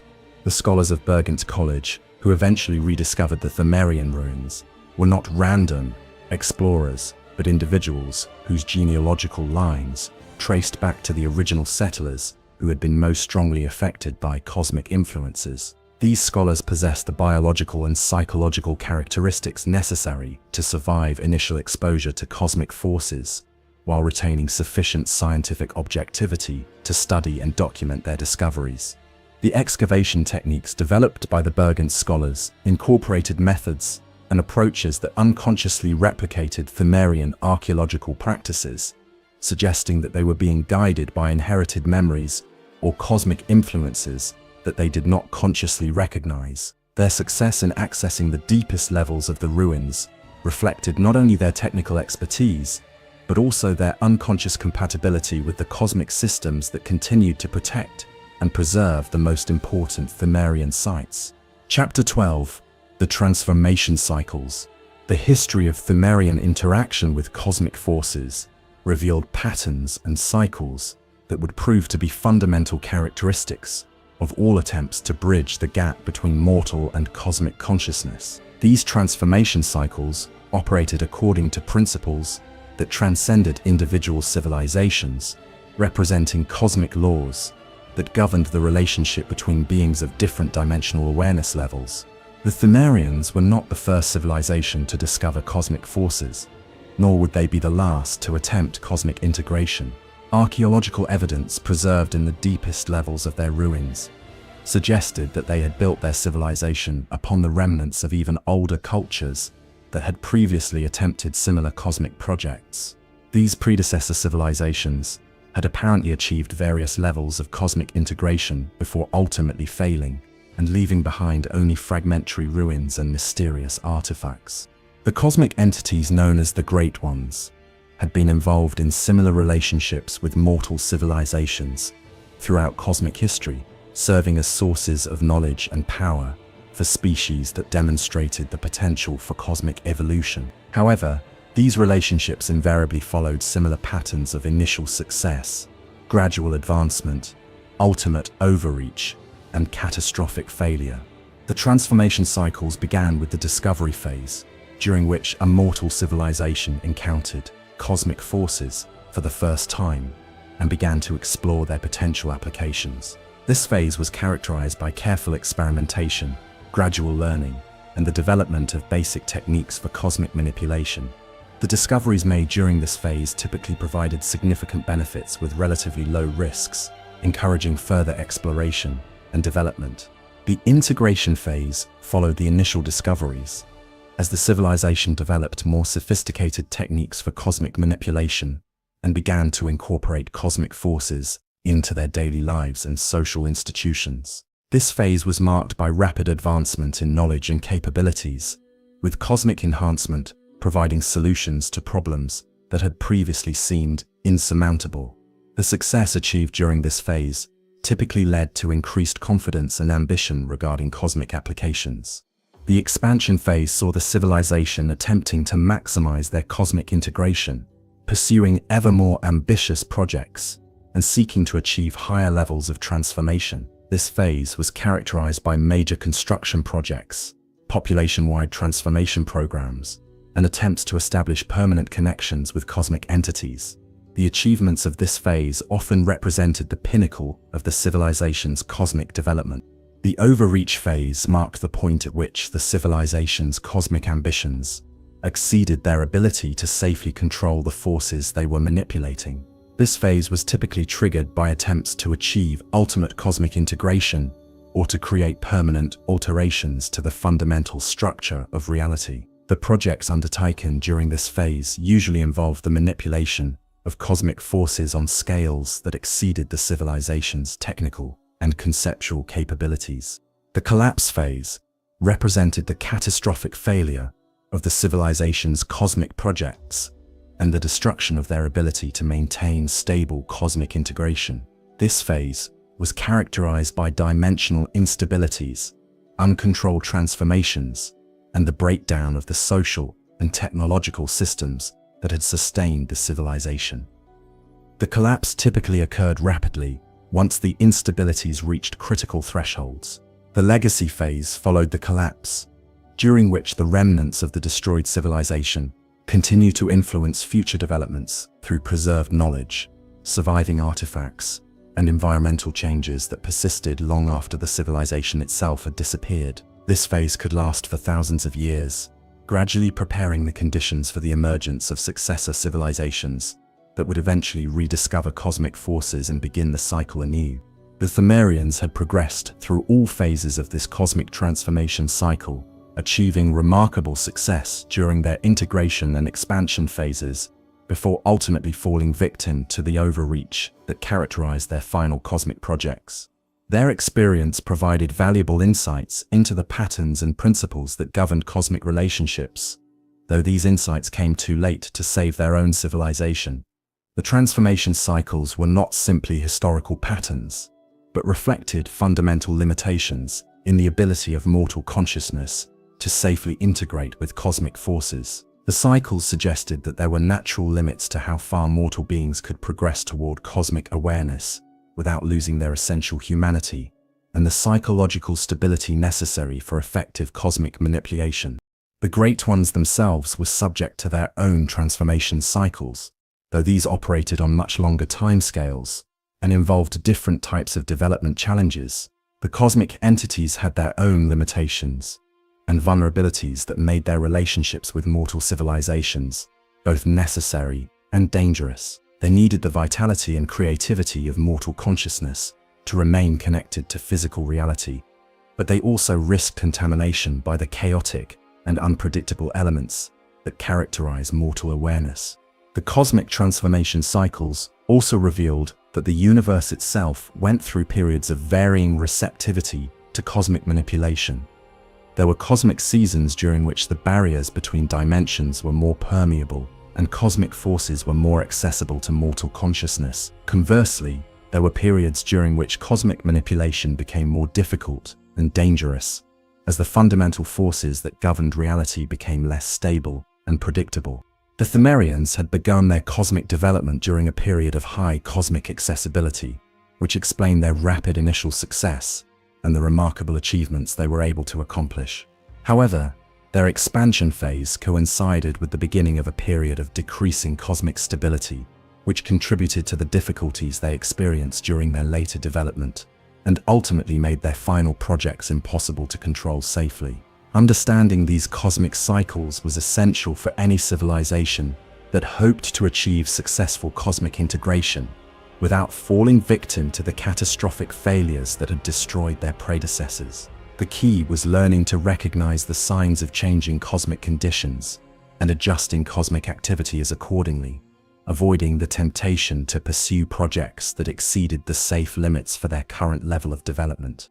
The patterns revealed by the transformation cycles suggested that successful cosmic integration required not only technical expertise and individual transformation, but also wisdom regarding the appropriate timing and scope of cosmic projects. Civilizations that attempted to advance too quickly or pursue overly ambitious goals inevitably triggered the collapse phase of the cycle, while those that maintained appropriate caution and restraint could potentially achieve stable cosmic integration that avoided catastrophic failure. However, the psychological pressures created by cosmic development made it extremely difficult for civilizations to maintain the necessary restraint once they had achieved significant cosmic capabilities. The power and knowledge gained through cosmic integration created almost irresistible temptations to pursue ever greater achievements, leading inevitably to the overreach that triggered the collapse phase. The cosmic entities themselves were not immune to these psychological pressures, as their own development had been shaped by similar transformation cycles operating on cosmic timescales. The Great Ones had achieved their current state through processes that had required them to transcend their original nature, but they had also lost essential characteristics that they now sought to recover through their relationships with mortal civilizations. Chapter 13. The Watchers in the Deep. Among the most mysterious and tragic legacies of Pthumerian civilization were the Watchers, transformed descendants of the original population who had survived the Great Sundering but had been so profoundly changed by their exposure to chaotic cosmic forces that they bore little resemblance to their original forms. These beings had become permanent guardians of the ruined labyrinthine complexes, serving as both protectors of ancient knowledge and warnings of the dangers inherent in uncontrolled cosmic transformation. The Watchers had originally been ordinary Pthumerians who had been caught in the dimensional chaos created by the failure of the Great Working. Instead of being killed outright by the cosmic forces unleashed during the catastrophe, they had undergone transformations so extreme that they had been fundamentally altered at the most basic levels of their existence. Their consciousness, their physical forms, and their relationship to reality itself had been reshaped according to principles that reflected the chaotic mathematical structures created by the dimensional collapse.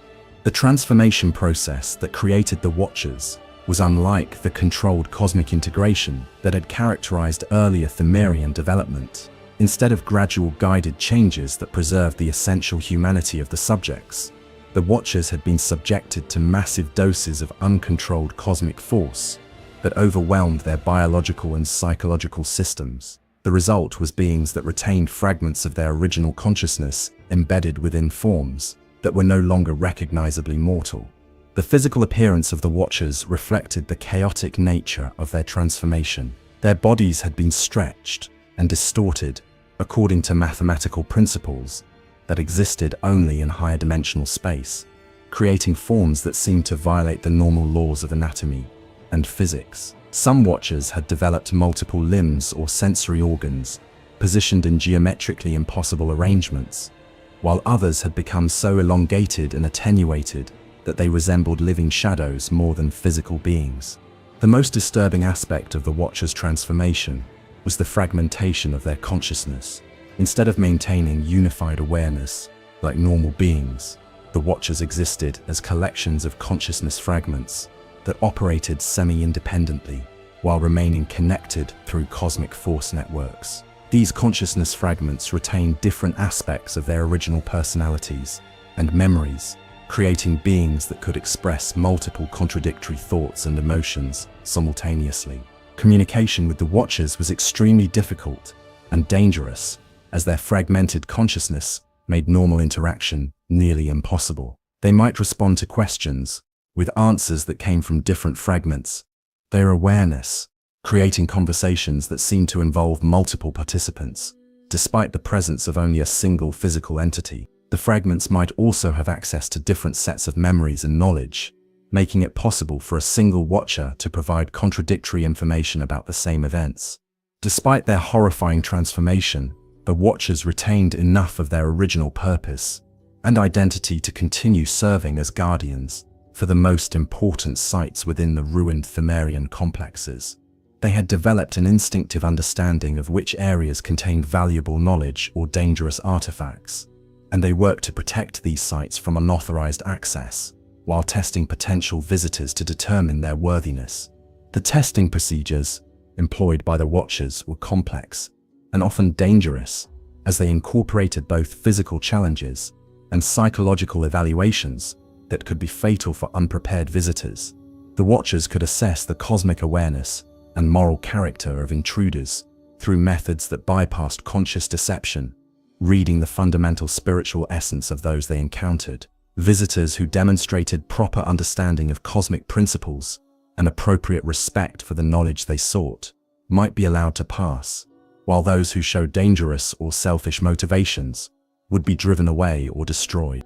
The Watchers' testing methods often seemed arbitrary or incomprehensible to surface dwellers who encountered them, as they incorporated criteria and evaluation systems that reflected cosmic principles rather than conventional morality. Actions that seemed noble or heroic from a mortal perspective might be viewed as dangerous overconfidence by the Watchers, while behaviors that appeared cowardly or selfish might be recognized as appropriate caution and wisdom. Some Watchers had developed specialized roles within the Guardian system, focusing on protecting particular types of knowledge or artifacts. The Scholar Watchers maintained awareness of the locations and contents of important libraries and research facilities, guiding worthy visitors to sources of information while preventing the theft or misuse of dangerous texts. The Artificer Watchers protected workshops and storage areas containing powerful cosmic devices, ensuring that these tools were not accessed by individuals who lacked the knowledge necessary to use them safely.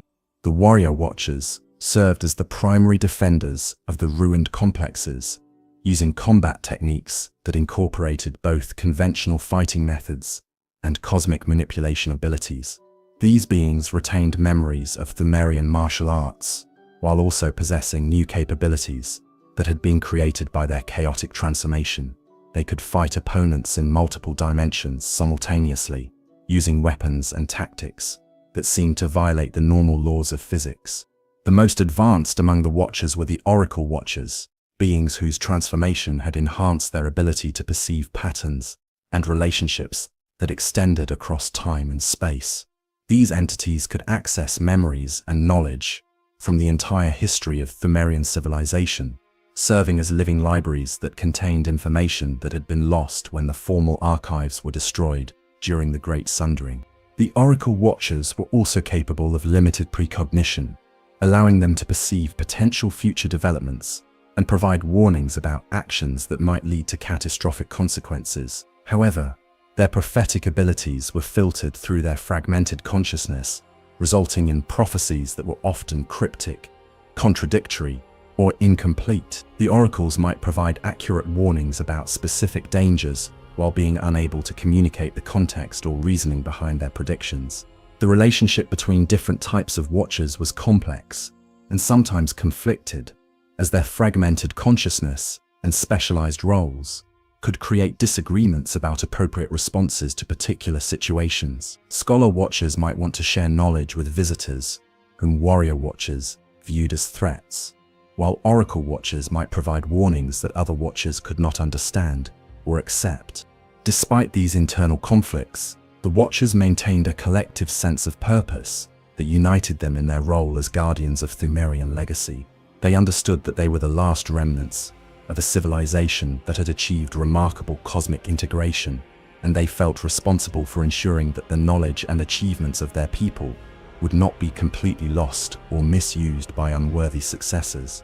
The daily existence of the Watchers was a form of eternal suffering, as their fragmented consciousness and distorted forms prevented them from experiencing the simple pleasures and satisfactions that had characterized their original lives.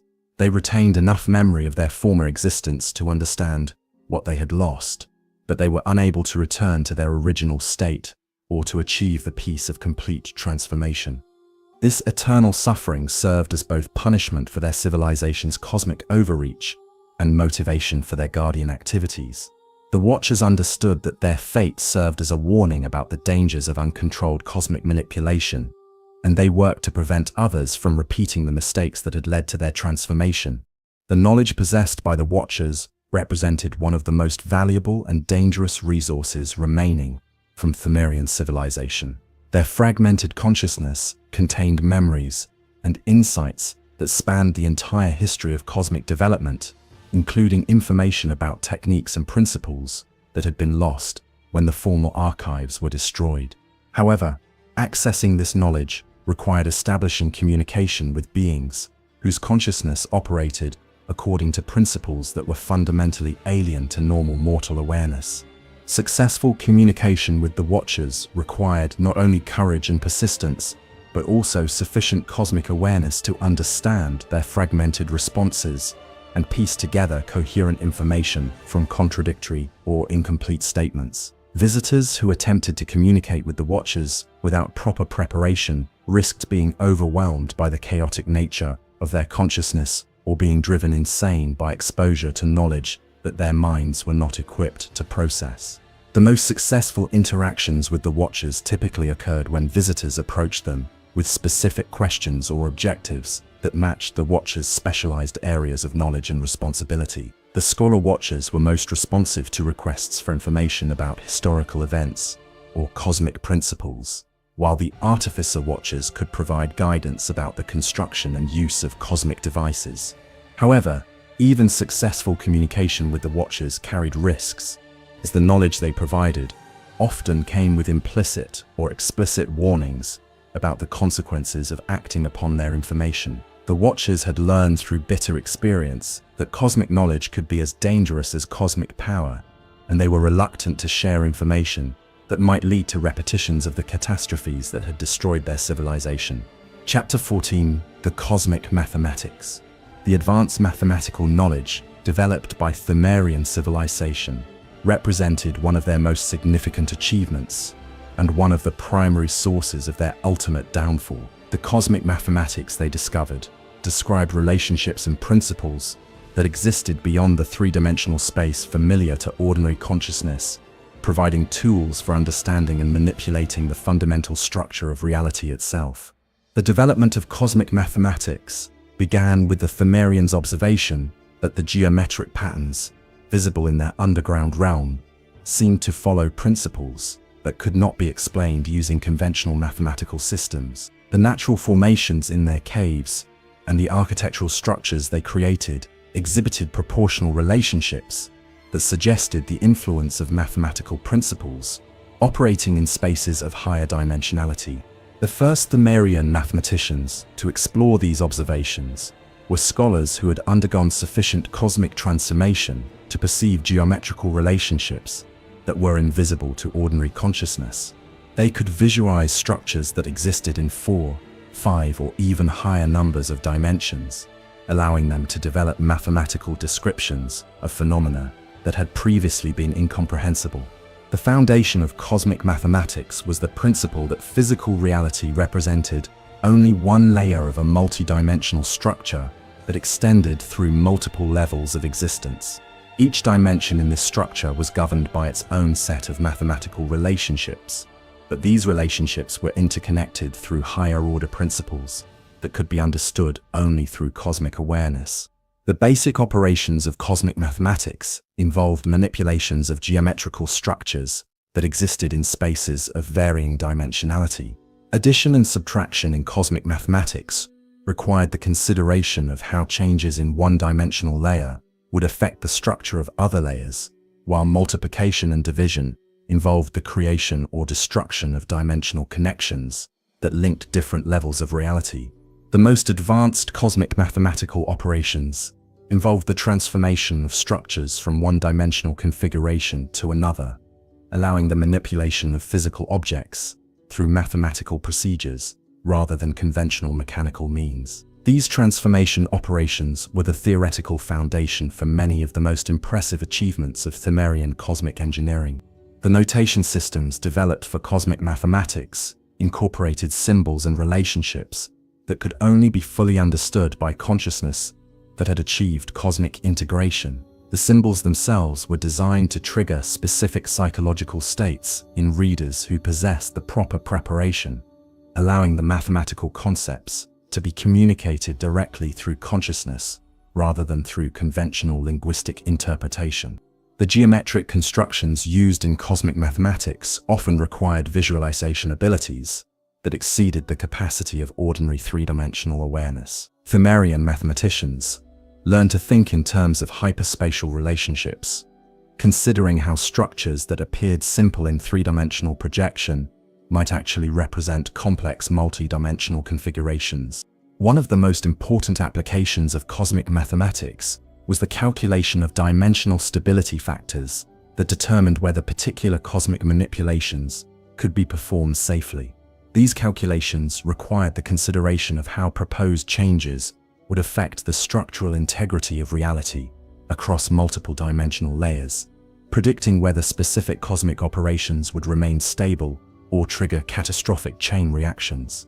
The Pthumerians developed sophisticated computational techniques for performing these stability calculations, using methods that incorporated both conventional mathematical procedures and cosmic intuition that allowed direct perception of mathematical relationships. However, these computational techniques were limited by the complexity of the systems they were attempting to analyze, and they proved inadequate for predicting the consequences of their most ambitious cosmic projects.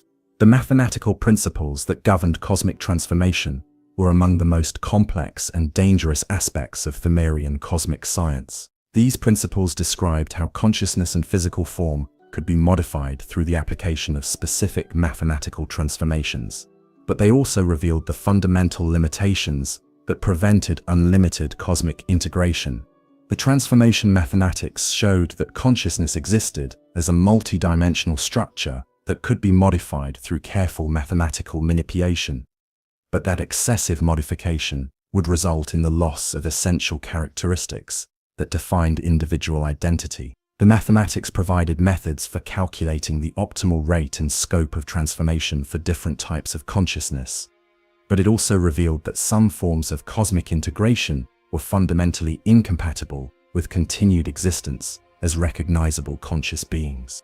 The architectural applications of cosmic mathematics allowed the Pthumerians to create structures that incorporated impossible geometries while maintaining structural stability and functionality. These applications involved the calculation of stress and force distributions across multiple dimensional layers, ensuring that buildings could support their intended loads despite apparent violations of conventional engineering principles.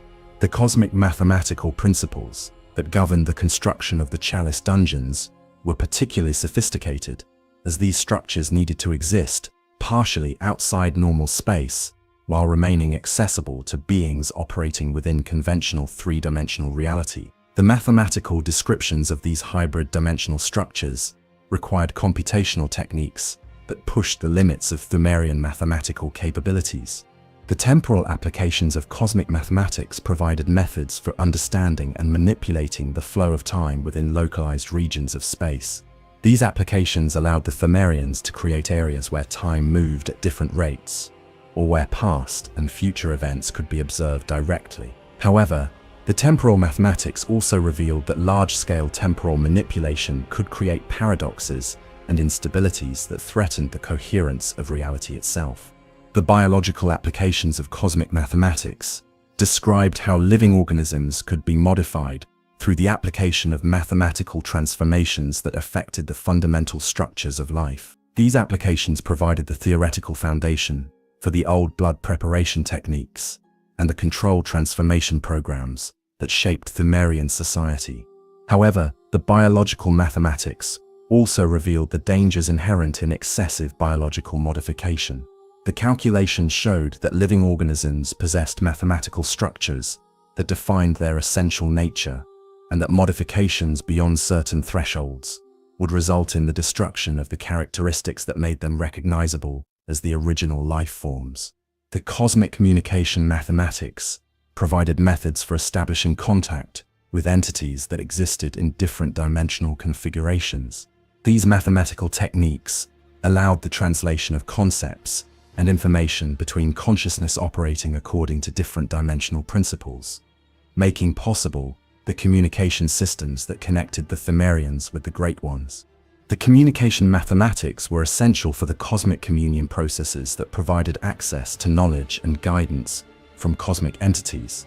However, these same mathematical principles also revealed that excessive communication with cosmic entities could result in contamination of mortal consciousness by alien thought patterns that were incompatible with normal mental functioning. The weapons applications of cosmic mathematics allowed the creation of devices that could affect targets existing in multiple dimensions simultaneously. These applications provided the theoretical foundation for the advanced weapons systems used by Pthumerian warriors and guards, but they also contributed to the development of the cosmic manipulation techniques that were ultimately responsible for their civilization's destruction. The mathematical descriptions of cosmic force interactions became increasingly complex as Pthumerian knowledge advanced, eventually reaching levels of complexity that exceeded their ability to perform accurate calculations. The mathematics that governed their most ambitious cosmic projects involved so many variables and dimensional interactions that precise predictions became impossible, forcing them to rely on approximations and intuitive judgments that proved inadequate for controlling the forces they were attempting to manipulate. The ultimate failure of Pthumerian cosmic mathematics came from their attempt to create permanent alterations to the fundamental structure of reality itself. The mathematical descriptions of such alterations involved infinite series and recursive calculations that could not be completed using any finite computational methods. The Pthumerians attempted to circumvent these limitations by using approximation techniques, but these approximations proved catastrophically inadequate when applied to their final cosmic project. Chapter 15. The Final Echoes. As we reach the end of our journey through the depths of Pthumerian history, we find ourselves confronting the ultimate questions that their civilization's rise and fall pose about the nature of consciousness, power, and the relationship between mortal and cosmic existence. The story of the Pthumerians serves not merely as an historical account of a vanished people, but as a profound meditation on the eternal human desire to transcend the limitations of mortality and the terrible price that such ambitions may exact. The Pthumerians achieved heights of knowledge, power, and cosmic integration that would not be matched by any subsequent civilization. They unlocked secrets of reality that allowed them to reshape matter and energy according to their will, to communicate with entities existing beyond the boundaries of normal space and time, and to transform themselves into beings that transcended the ordinary limitations of mortal existence. Yet these very achievements, pursued with such dedication and skill over thousands of years, ultimately led to their complete destruction.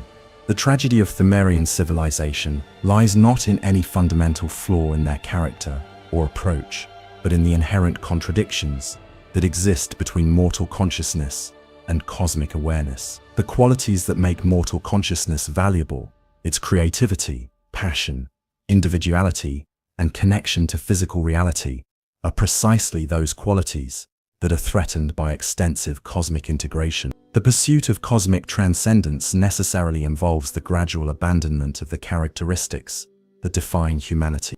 The Pthumerians understood this fundamental contradiction and spent millennia attempting to find ways to achieve cosmic integration while preserving their essential humanity. Their sophisticated transformation programs, their careful regulation of old blood exposure, and their gradual approach to cosmic development all reflected their awareness of the dangers inherent in uncontrolled cosmic contact. Yet despite their wisdom and caution, they ultimately fell victim to the very forces they sought to master. The Great Ones, those cosmic entities who served as both guides and tempters for Pthumerian civilization, were themselves victims of the same fundamental contradictions. Their own evolution beyond mortal limitations had cost them the vitality and creativity that they now sought to recover through their relationships with mortal civilizations. They needed the energy and passion of mortal consciousness to remain connected to physical reality, but their very presence gradually transformed that consciousness in ways that destroyed the qualities they valued.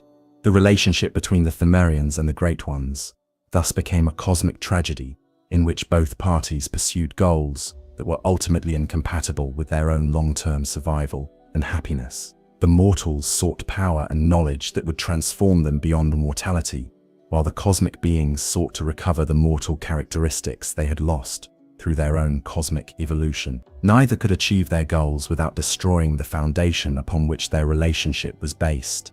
The ruins that remain of Pthumerian civilization serve as monuments to both their remarkable achievements and their ultimate failure.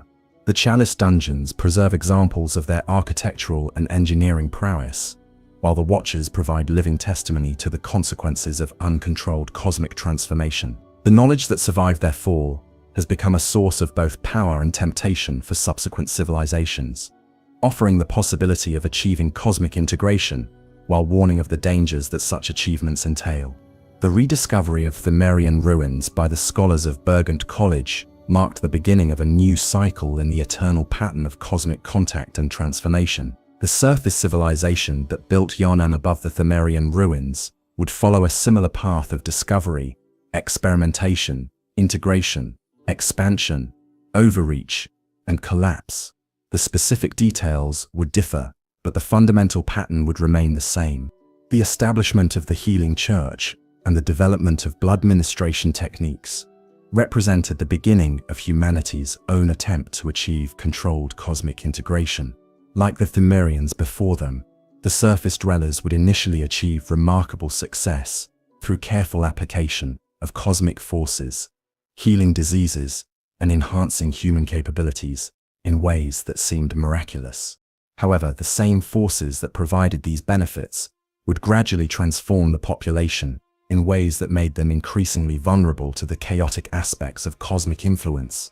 The beast scourge that would eventually consume Yharnam represented the surface civilization's equivalent of the transformation chaos that had destroyed the Pthumerians, demonstrating that the fundamental patterns of cosmic contact remained unchanged despite advances in knowledge and technique.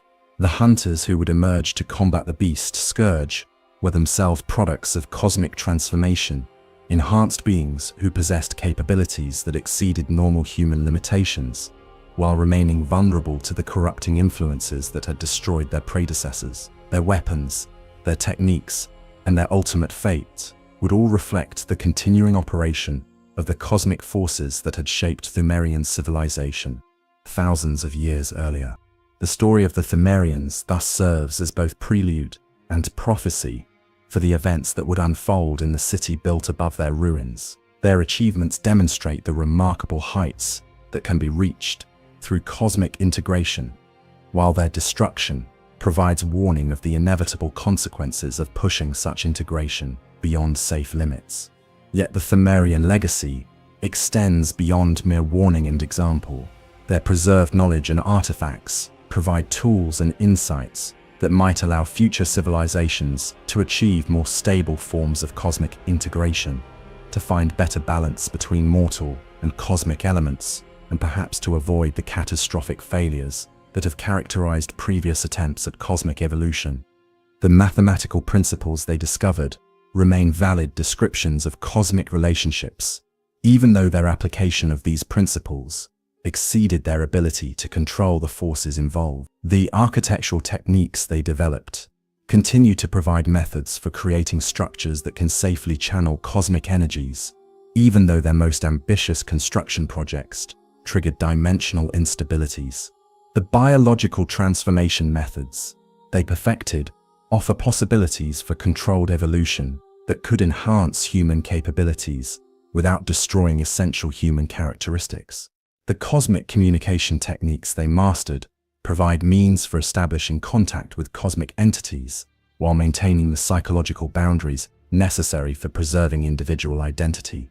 Most importantly, the patterns revealed by their rise and fall provide insights into the fundamental cycles that govern all attempts at cosmic integration. Understanding these patterns might allow future civilizations to recognize the warning signs of approaching overreach and to modify their cosmic activities before they trigger catastrophic instabilities.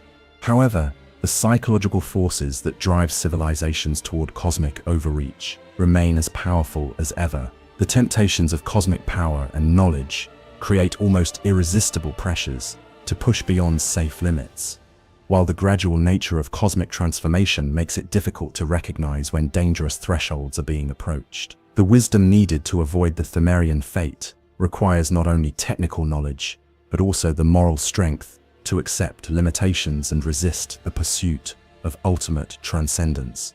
The Pthumerians achieved immortality of a sort through the preservation of their knowledge and the continuation of their influence on subsequent civilizations. Their ideas, techniques, and warnings continue to shape the development of cosmic science thousands of years after their civilization's destruction.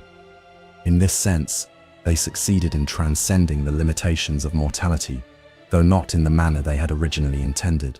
Their true legacy lies not in the specific achievements of their civilization, but in the insights they provide into the eternal questions that confront all conscious beings. What is the proper relationship between mortality and transcendence? How far can consciousness be transformed while preserving its essential character? What are the ultimate limits of cosmic integration, and how can these limits be respected while still pursuing the expansion of knowledge and capability? These questions have no easy answers, and each civilization that encounters cosmic forces must find its own path through the challenges and opportunities they present. The Pthumerian example provides guidance for this journey, but it cannot provide a complete roadmap that would guarantee success for future attempts at cosmic integration. The deepest lesson of Pthumerian civilization may be that the journey itself is more important than the destination. Their thousands of years of cosmic development, despite ending in destruction, produced achievements and insights that continue to enrich the universe long after their physical civilization has vanished. The knowledge they gained, the techniques they developed, and the warnings they provide represent permanent contributions to the cosmic heritage of conscious beings. In contemplating the rise and fall of the Pthumerians, we are confronted with fundamental questions about the nature of progress and achievement. Is it better to remain safely within known limitations, accepting the constraints of mortality in exchange for security and stability? Or is the pursuit of transcendence worth the risks it entails, even when those risks include the possibility of complete destruction? The Pthumerians chose the path of cosmic integration despite its dangers, and their choice led to both remarkable achievements and ultimate catastrophe.